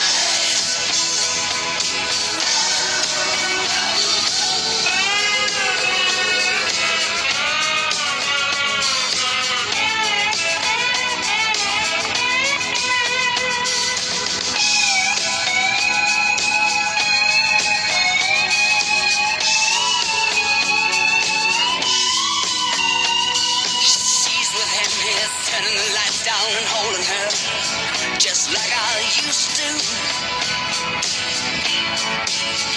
Yeah, and I can see her closing her eyes and telling her lies, just like she told me to. Yeah, yeah, yeah, here it comes. Here comes the night. Here it comes. Long, lonely nights. Well, here it comes. Here comes the night.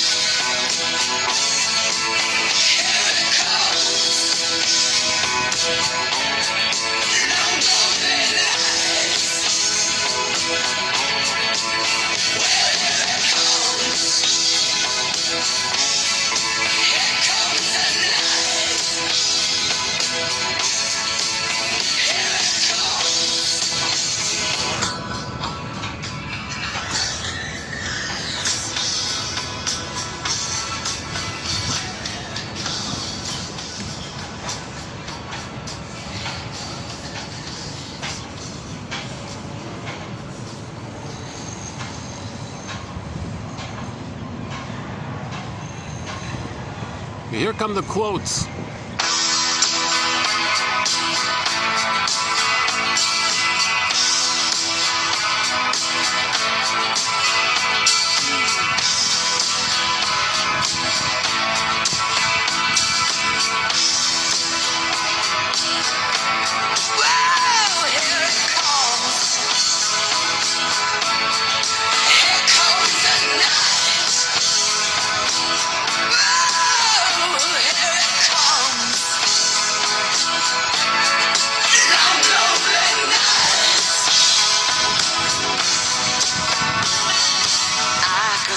Right out my window, walking the street, my girl with another guy.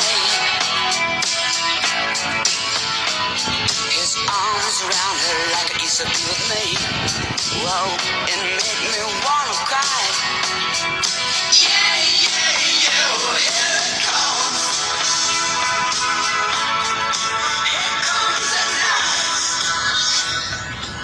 night. Okay, here come the quotes. Here come the quotes by Mr. Pearls. He seems to have been a very charismatic, passionate character. I don't know much about him. So let's just ease into his work a little bit. He's famous for, helping people to find their voice. Okay, fantasize your mother in the chair in front of you and go ahead, tell her what you always wanted to tell her, stuff like that.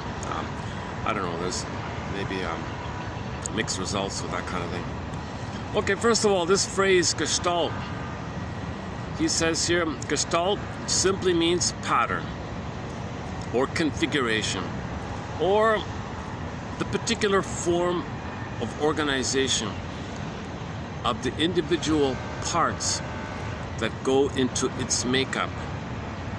So gestalt is a person's gestalt is the particular form, your unique form of organization of the little parts of you,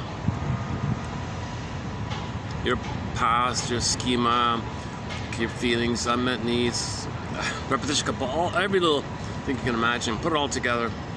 It makes it up. The basic premise of this holistic overall, gestalt psychology is that the person, is a whole. Keep that in mind here. So keep that in mind. And you can only understand a person if you understand the whole person. So if you just tackle the symptom, you ignore what causes the symptom, you're missing it. So,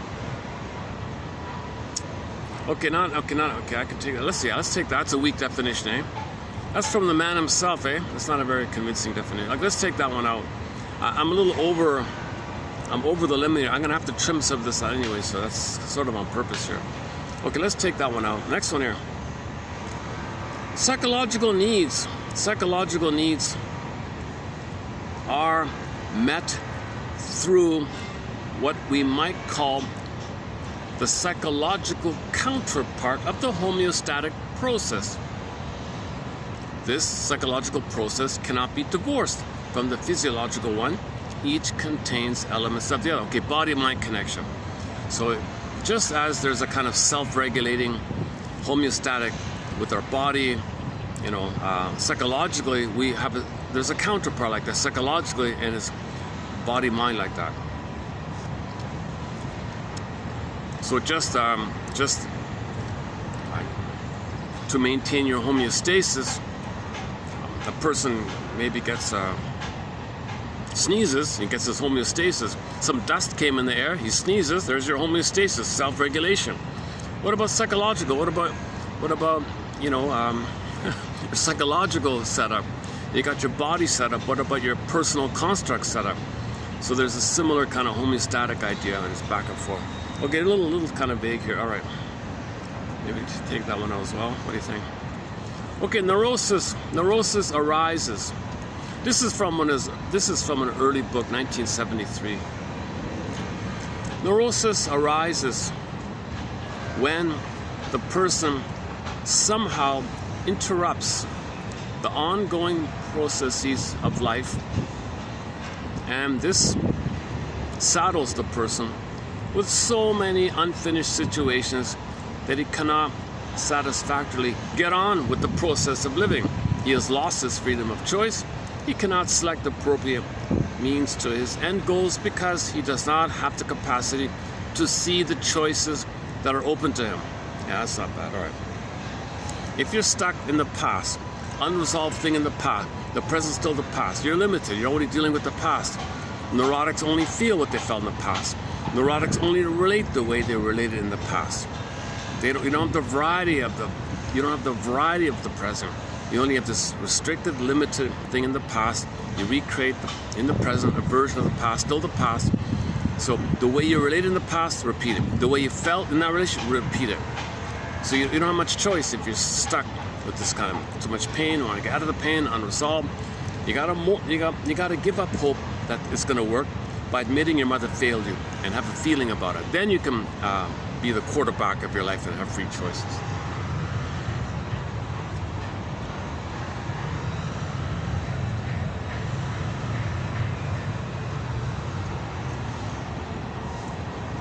Okay, I think next time I'm gonna have to start when the shade arrives. I thought I could get a head start here before the crowds come in. I got a real these tiny little windows when I can do videos in places, right?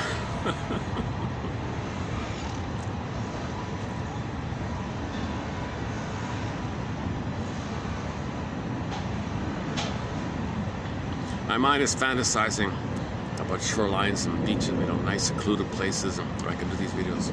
It'd be nice to have a real peaceful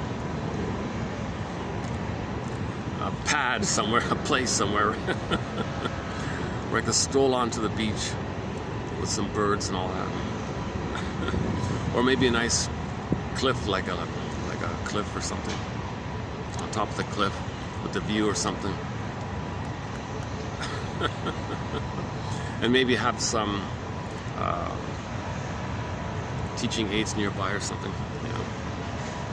Fantasy. Okay, next one here. A daydream. When the person is frozen to an when the person is frozen to an outmoded way of acting, he is less capable of meeting his social needs. Okay, same idea. If you're frozen with this battle with your mother, you're kind of limited in your social choices in the present, right? Because you're going to transfer the problem of the mother into the present, and either A, the person in the present, you, whom you're going to reject and shame and treat the way your mother treated you because you become her, or B, flip-flop, okay, expect them to be the parent, and then flip-flop, they're your parent, and you flip it around like, so negative magic gesture, treat them the way you were treated, to show up to mother, hoping mother will change, or hope the person in the present can be your mother in the past, or the other one is taking turns playing big shot. All right, you got a turn playing narcissistic big shot. I got a turn playing narcissistic big shot. So we'll meet our narcissistic supply like that. But anything real about our shame and our anger, we'll do it on the scapegoat. So let's identify a scapegoat. We'll shame and hate them. So you get a turn, I get a turn. And it's kind of sad like that, right?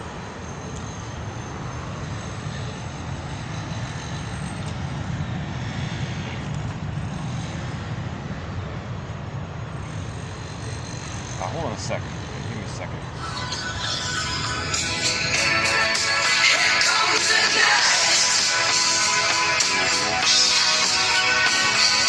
There they go. It's funny how they're looking so good together.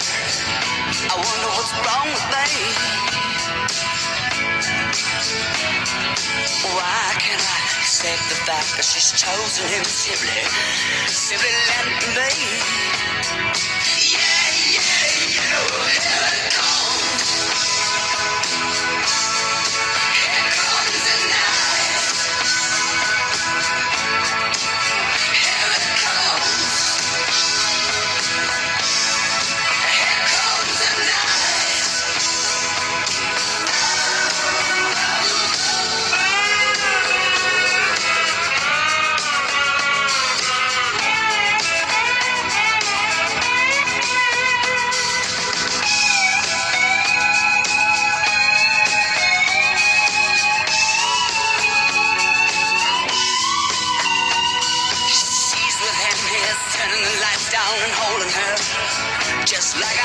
used to do. Yeah, and I could see her closing her eyes and telling her lies, just like she told me to. Yeah, yeah, yeah, well, here it comes. Here comes the night. Here it comes. Long, lonely nights. Well, here it comes. Here comes the night. Here it comes. Long, lonely nights.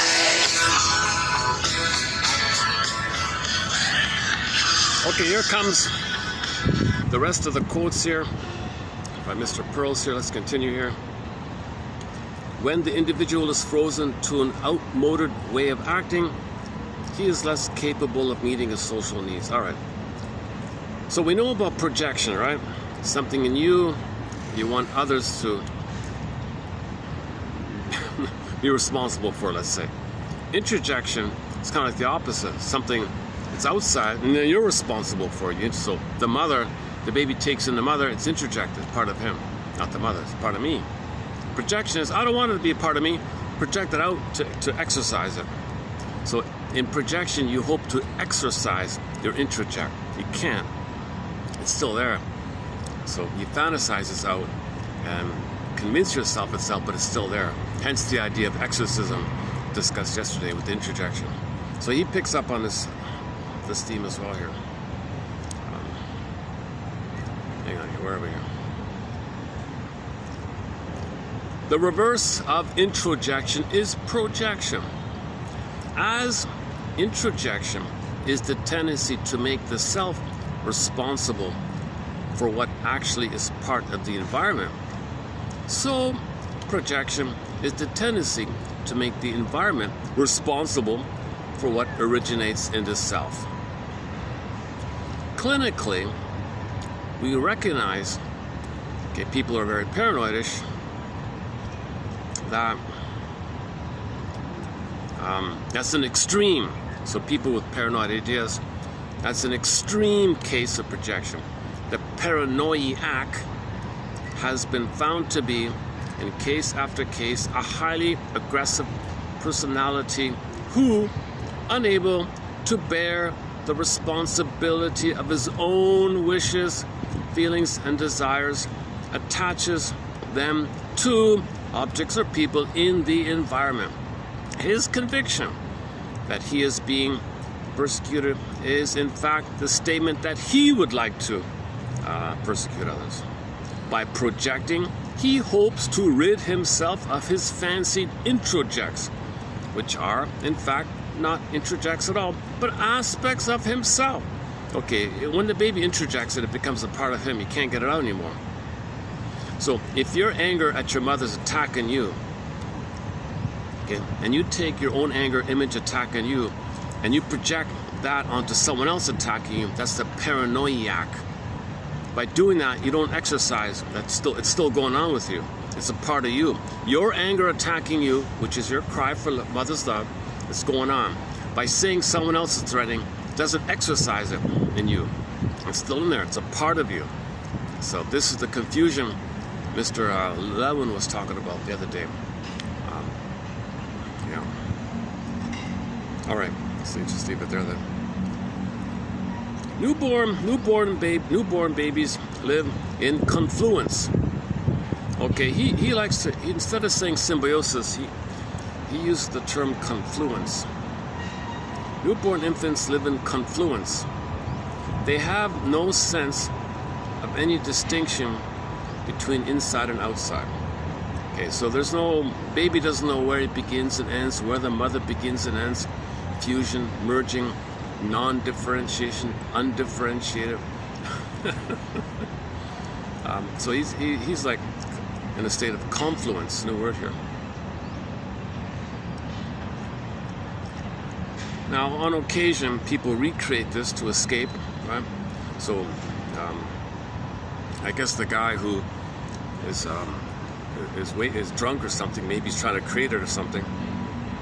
In moments,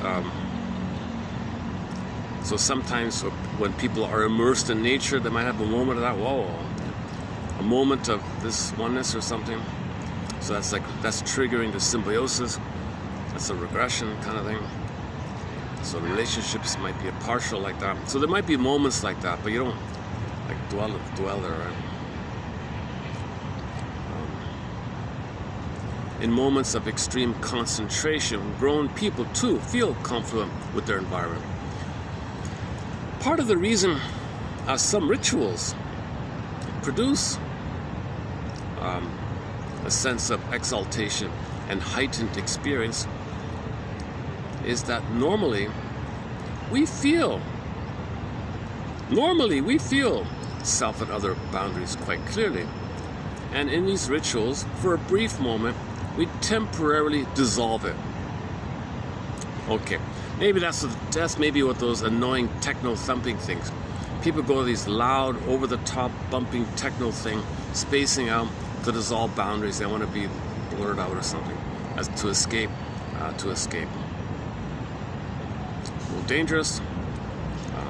But most people seem to manage themselves, I guess. Oh, here comes the neurotic. Oh my, no kidding. Oh my God. Oh, son of a gun. Oh, that's why I chose the song.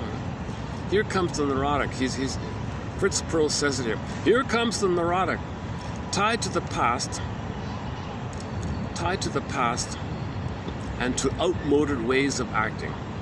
Fuzzy about the present because he sees it only through a glass darkly. Tortured about the future because the present is out of his hands. Into the consultation room he walks, shamefaced or brazen, shy or bold, dragging his feet or trying to step jauntily. The neurotic's problem is not that he cannot do his tricks, his antics, but that his antics are directed towards preserving and cherishing his handicap rather than getting rid of it.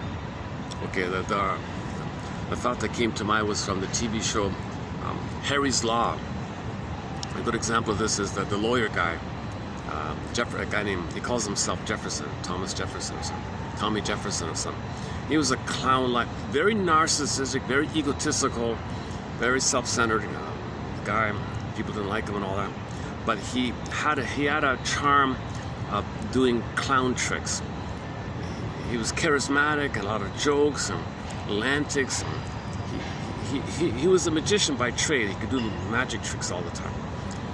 Anyways, so he was a charmer kind of guy. He had a midlife moment. One time his tricks didn't work. His manipulations didn't work. He said, oh my God, I wonder what's worse, to realize you're no longer who you are, or that you still are what you've always been. That's a good... The neurotic's problem is not that he cannot do his little tricks like that guy, but that his little tricks are directed towards preserving and cherishing his handicap, he says here, rather than getting rid of it. If he learns how to devote as much intelligence and energy to becoming self-supportive as he does to making his environment support him, he cannot but succeed. So there's the huge shift that's needed. All the ingenious tricks people engage in, the massive trillions and billions of dollars of propaganda, PR tricks, and all this energy devoted to tricking and deceiving and plundering and all this massive amount of ingenuity and of trickery. If you took all that energy, and to poof to create world peace, let's say, we could do it. Like there's so much ingenuity, so much skillfulness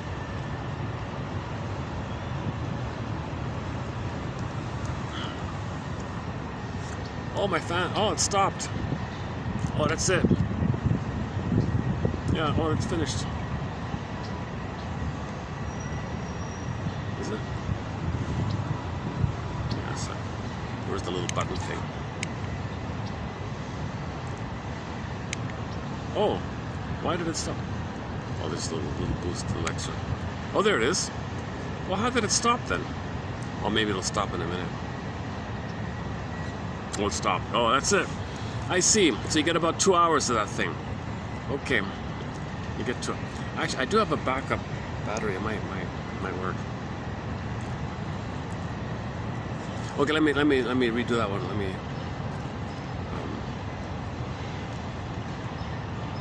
Sometimes I'll have an apple before I start the video just to get some energy.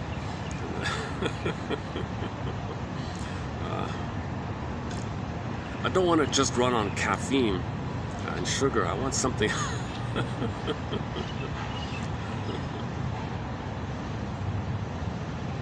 If I have my lunch before I start, I might get a little sluggish or something.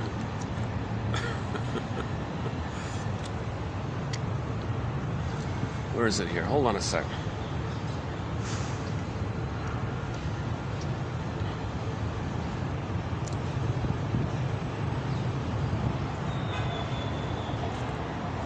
The neurotic's problem is not that he cannot manipulate, lie, deceive, etc., but that his tricks and manipulations, deceptions, and all that, they're directed towards plundering the planet. If he learns to devote as much of his energy and wits and creativity and his mind like that to becoming productive, then of course he'll succeed. Man, oh man, I think, Jesus Christ, if we had the comic psychoanalysis, just start right there. There was a comic back in '55 simply called Psychoanalysis. They crushed it, right? Just keep that going. That could have been a yearly, four issues a year. It could have kept that going. We'd have a highly self-aware, literate population if that comic kept going. Didn't take much energy. Natural birthing. Can we find ways to not remove the cord? We can find a way to not remove the cord, to have a natural birth, skin to skin, baby to the bosom, skin to skin. We can find a way to minimize the chance of birth trauma. But instead, we're devoting our energy to encouraging birth trauma, because that's the ingenuity to plunder. Take your ingenuity and energy for conservation like that, for world peace like that, for heaven on earth kind of thing. Oh, I'm jealous, I can't do it. Everyone's better off when everyone's better off. You got to tolerate the imperfection like that. But I heard a lecture from a guy. He said all throughout history there were people that had this broader kind of broader holistic gestalt, yeah? That if there's development and people's basic needs are met, people had a proper education and housing and universal basic income maybe, or a chance to be creative like that, not burdened with, you can't be expressive. Like we spend more time creating poverty than alleviating it. Yeah? Like the plunder system wants people down, right? And you got other people saying, no, we don't want to be down. So you got this constant thing. So everybody should step back. How do I heal? How do we heal? How do we know ourselves? So if an individual, so take it to the individual.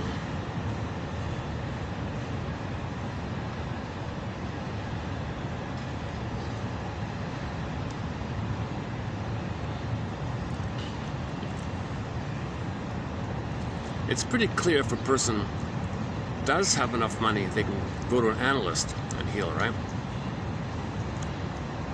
People who don't, they got to create self-help books and read on their own and create institutes. So they got to create institutes, psychoanalytic institutes. Instead of attacking them, and throwing them away and putting LGB things instead. This whole, we don't have a thread on the LGB, but one guy made an innuendo. One guy made an innuendo. I won't mention where, who, or like that, about why there's such a bombardment of this. You think it's, well, they had a hard time, let's help them out or something. It's not that. He said it's not that. I don't want to get into current events and all that, but he was saying the pattern of plundering is you go to a place and put in a local guy, and you support him, prop him up, and give him all that. And this local guy, he's an angry character and all that, so he doesn't care, right? So that's like plundering a country. So take country, fill in the blank. You go there, identify the most disturbed, angry character. Hey, you're really, you qualify. Okay, well, we've got a job for you. We want to steal and plunder your place, and we want you to help us and be the front for it. What do I get? You'll get a lot of money, don't worry. What about, yeah, my people, I've got a chip on my shoulder. They didn't protect me from my mother. I hate them. Okay, fine. That's what we want. We want guys like you. So you got a local character like this, propped up, supported. He gets his commission, whatever. But trillions are plundered to the pillagers, right? So that's like on a one country thing. His innuendo was, what would be an administrative equivalent for the whole planet kind of thing? He thinks his innuendo is who has that level of skill and anger, maybe, and talent and unconscious hate and anger. He thinks that maybe they think it's this whole crew, and they're all excited and they know about it, and they're going to be propped up like a local dictator in a place. They're going to like that. That's an interesting connotation he was making. He didn't say it directly. I won't mention it.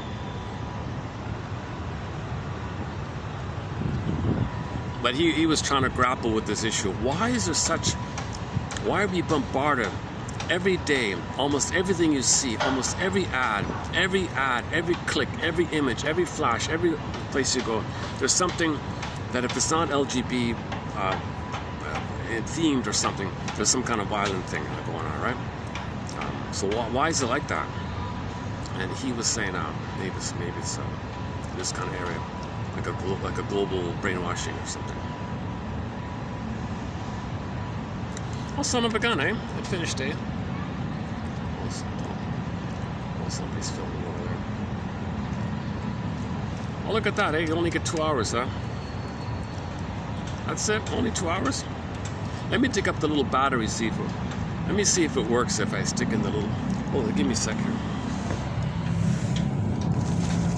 Oh, let's get up our song here.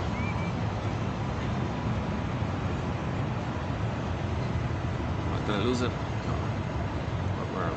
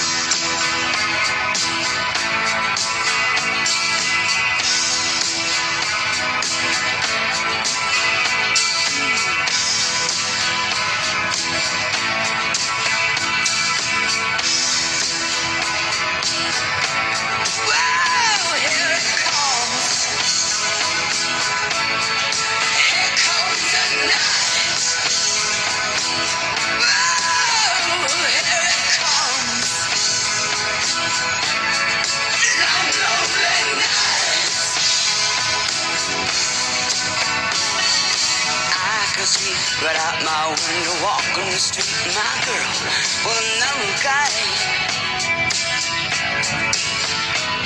His arms around her like it used to be with me. Whoa, it made me wanna cry. Yeah, yeah, yeah, here it comes. Here comes the night. Here it comes. Here comes the night. There they go. It's funny how they're looking so good together. I wonder what's wrong with me. Why can't I accept the fact that she's chosen him simply let me be? Yeah, yeah, yeah, here it comes. Here comes the night. Here it comes. Here comes the night.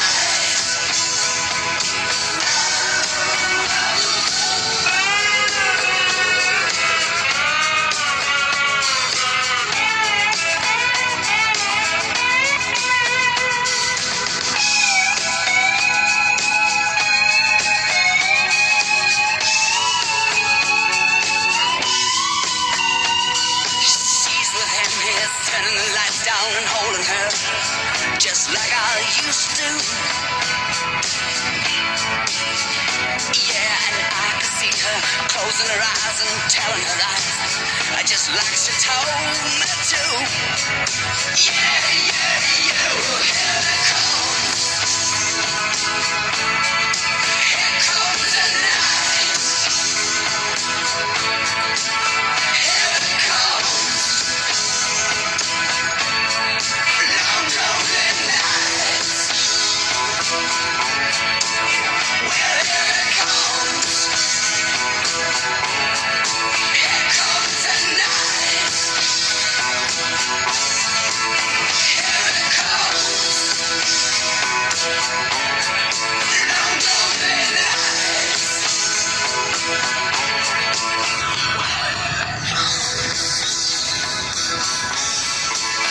comes the night. Here it comes. Okay, here comes the remaining quotes here. Now my backup battery is drained. Doesn't work. I forgot to charge it. Okay. We're almost we're winding down here, anyways. Eh? Okay, we'll finish up in a few minutes here. That's oh,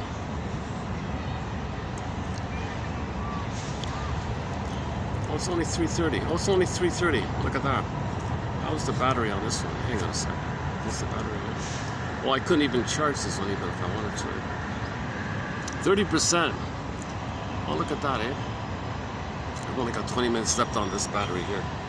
Maybe the heat, does the heat affect it? I guess it does.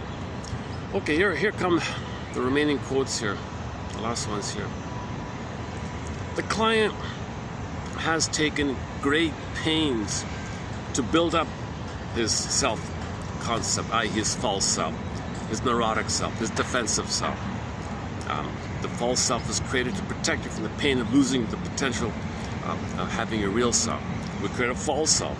Neurotic needs, defensive needs. Those are not your real needs, those are defensive needs. The real need is to mourn. The real need is to heal, to support your healing. That's the real need, to identify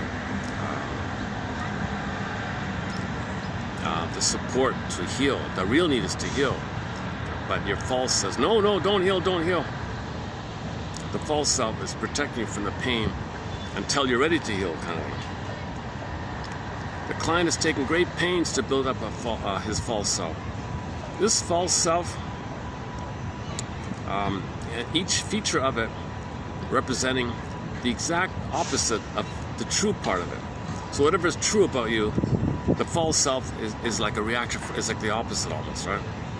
Be honest. No, don't be honest, like, or something. Or say what you really feel. Don't say what you really feel. Everything's the opposite of the false self. Each feature representing the exact opposite of its actuality. This self-concept, or neurotic self, or false self, can give the client no support whatsoever. On the contrary, he is busy disapproving of himself, nagging, squashing anything of genuine self-expression. Genuine self-expression triggers all the pain. The false self kicks in. The false self is not supporting you with expressing your real self. The false self is to protect you from the pain of not having your real self. You self-activate from the real self. All the pain comes in. The false self is there as a mask. The false self is a mask, like a band-aid over the pain, or tourniquet. The psychic tourniquet, they say. Next one here. Man transcends himself only via his true nature, not through cynicism and artificial defensive goals. Those lead at best to vain glory. Vain glory. All right, last one here.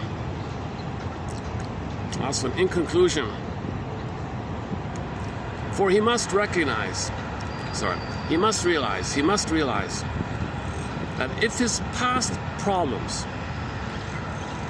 for the neurotic must realize that if his past problems were really past, it's really in the past. Can you do that? It's really in the past, like emotionally. If you can do that, they would no longer be problems, and they certainly wouldn't be in the present. It's this verdict of reality that makes the work of mourning so difficult. It was in the past. Reality. What happened in the past? I don't know. Well, you're in the past. You're still there. The present's still the past. So once you know, once you remember, then it's in the past. Go laid to rest, free for the present. And then you could be your own quarterback, like that.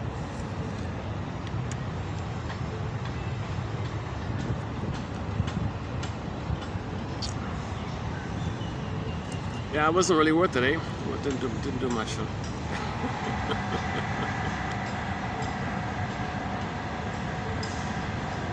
But if there were no breeze, maybe I would notice that more, right? Okay, I'm being a little silly here sometimes.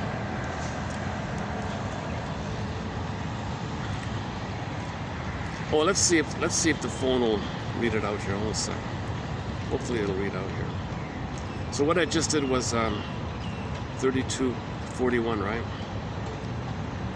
Oh, one more here. Sorry. Oh, the LGBT. Oh, okay.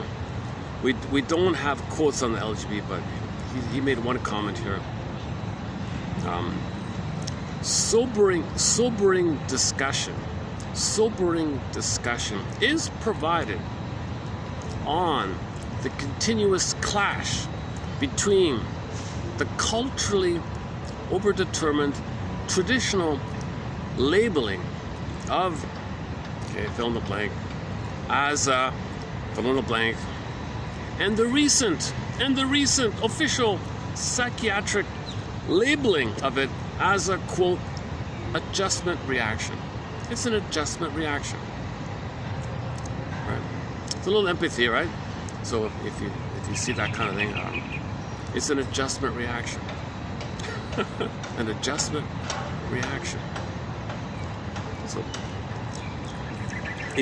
so let's say you go with that idea for a minute, and someone, then the thing to do is, their unconscious, okay, believes that if they didn't create this adjustment reaction, something worse would have happened. Empathy, anything that you may label or regard as dysfunctional or whatever. Okay, you gotta have the empathy that their unconscious created this adjustment reaction. Because if it didn't, the person wouldn't even be here. The baby would have perished if they didn't make this adjustment reaction, quote unquote. This is a shrink term, adjustment reaction. Okay, the alcoholic. You see an alcoholic? He's a baby king. He's a king and a baby, whatever. Well, his unconscious is telling him that if he didn't have the oral fixation, his unconscious is telling him that something worse would have happened, that he might not even be here if he didn't have the hope for mother, if he didn't search for mother, dig out of the pain with the mother. The baby would have perished without a mother. So all dysfunction, Your unconscious creates, and your unconscious wants it. It wants it. Your unconscious wants the symptom. Consciously, you don't want it, but your unconscious wants it, because your unconscious is saying, if it weren't there, something worse would have happened back then, and it's no time like that. Okay, let's see if it'll read out here. It begins with sobering discussion. Let's see if it'll read out. I've had a real issue with this phone. Why it doesn't read out properly? Let's try this one.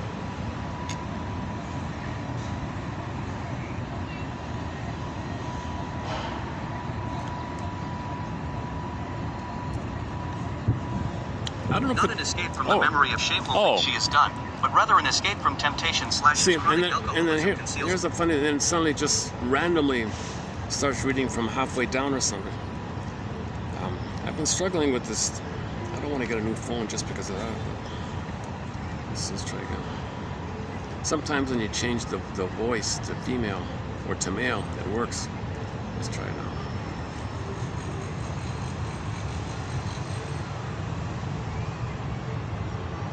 Begins with sobering discussion. Let's see.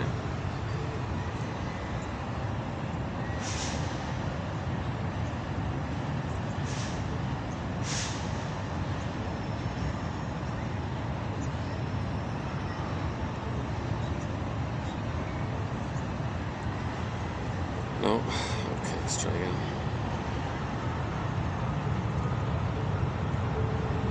There's no rhyme or reason to this thing. I keep hoping I'll figure it out, but it doesn't. It might be like a Wi-Fi thing. You need a proper signal to. Although the signal's usually pretty good, but yeah, see, it's not loading. Huh?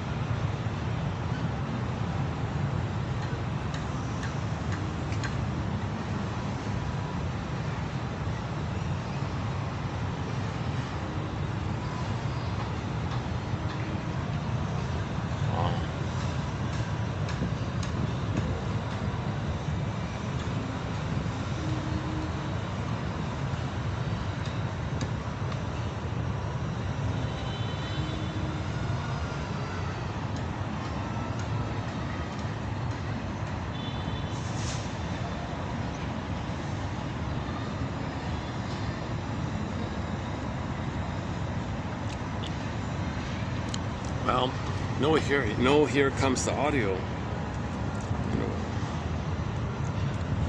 It shows that it's playing.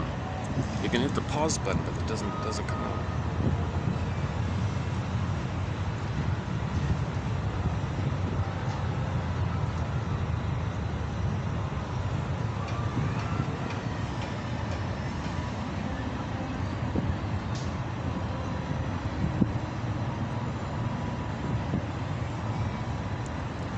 All right. Submitted for your approval and consideration, should you choose to accept it, is to visit TQ 3241 and read these quotes by Mr. Karpman on the drinking topic, and these ones here by Mr. Fritz Perls. Let's see what you think. Oh, hang on, something beeped on me. Oh, what happened? Oh, the battery. I got a battery warning. Okay, 10 minutes, maybe 10 minutes left.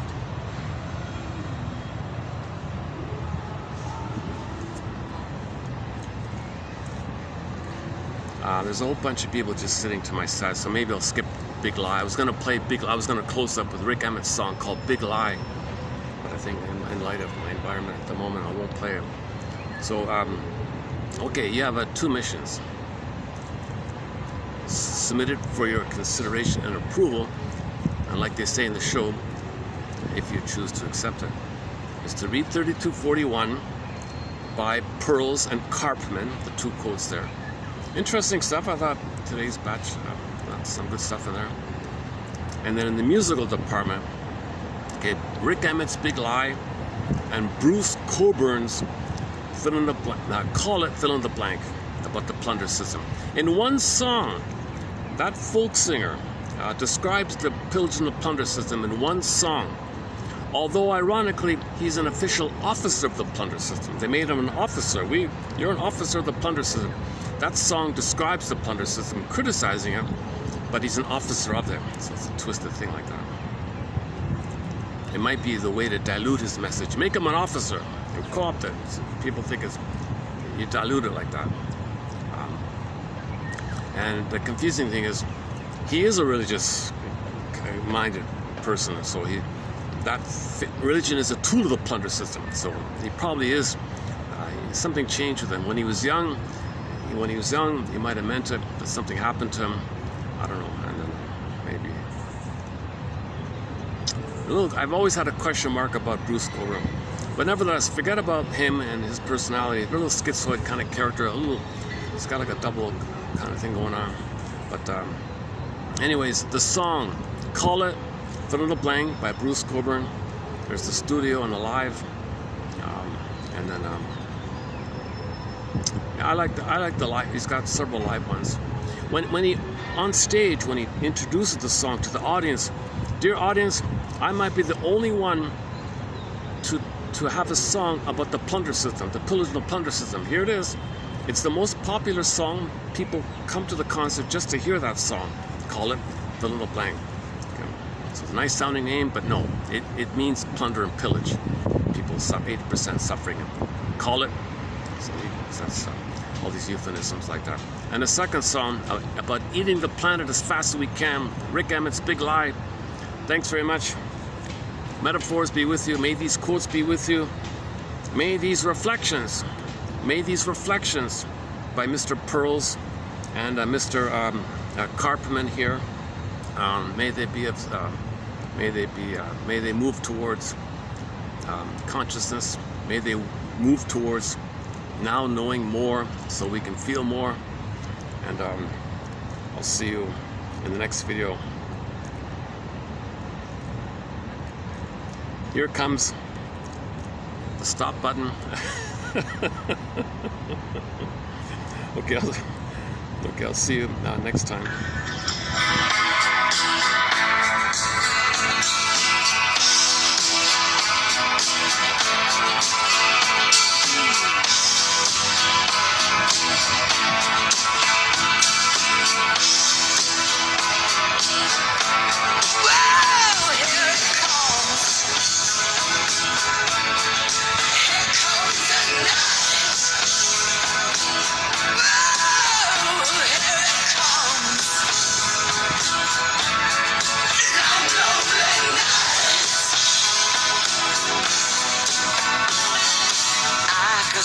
Right out my window, walking the street, my girl with another guy.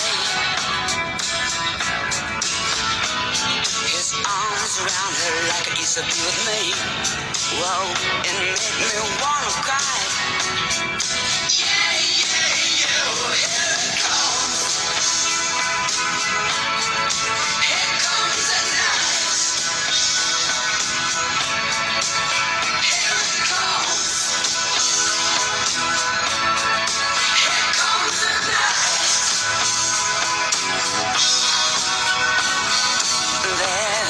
It's funny how they're looking so good together. I wonder what's wrong with me.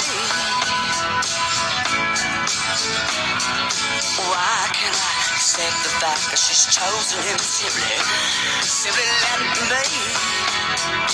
Yeah, here it comes. Here comes the night. Here it comes.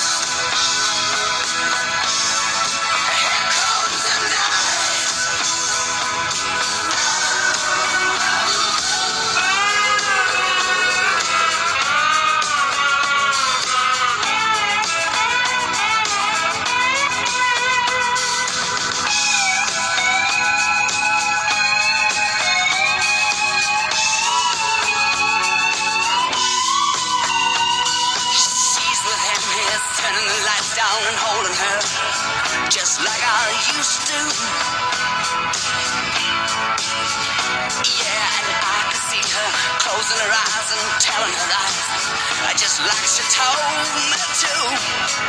Yeah, yeah, yeah, well, here it comes.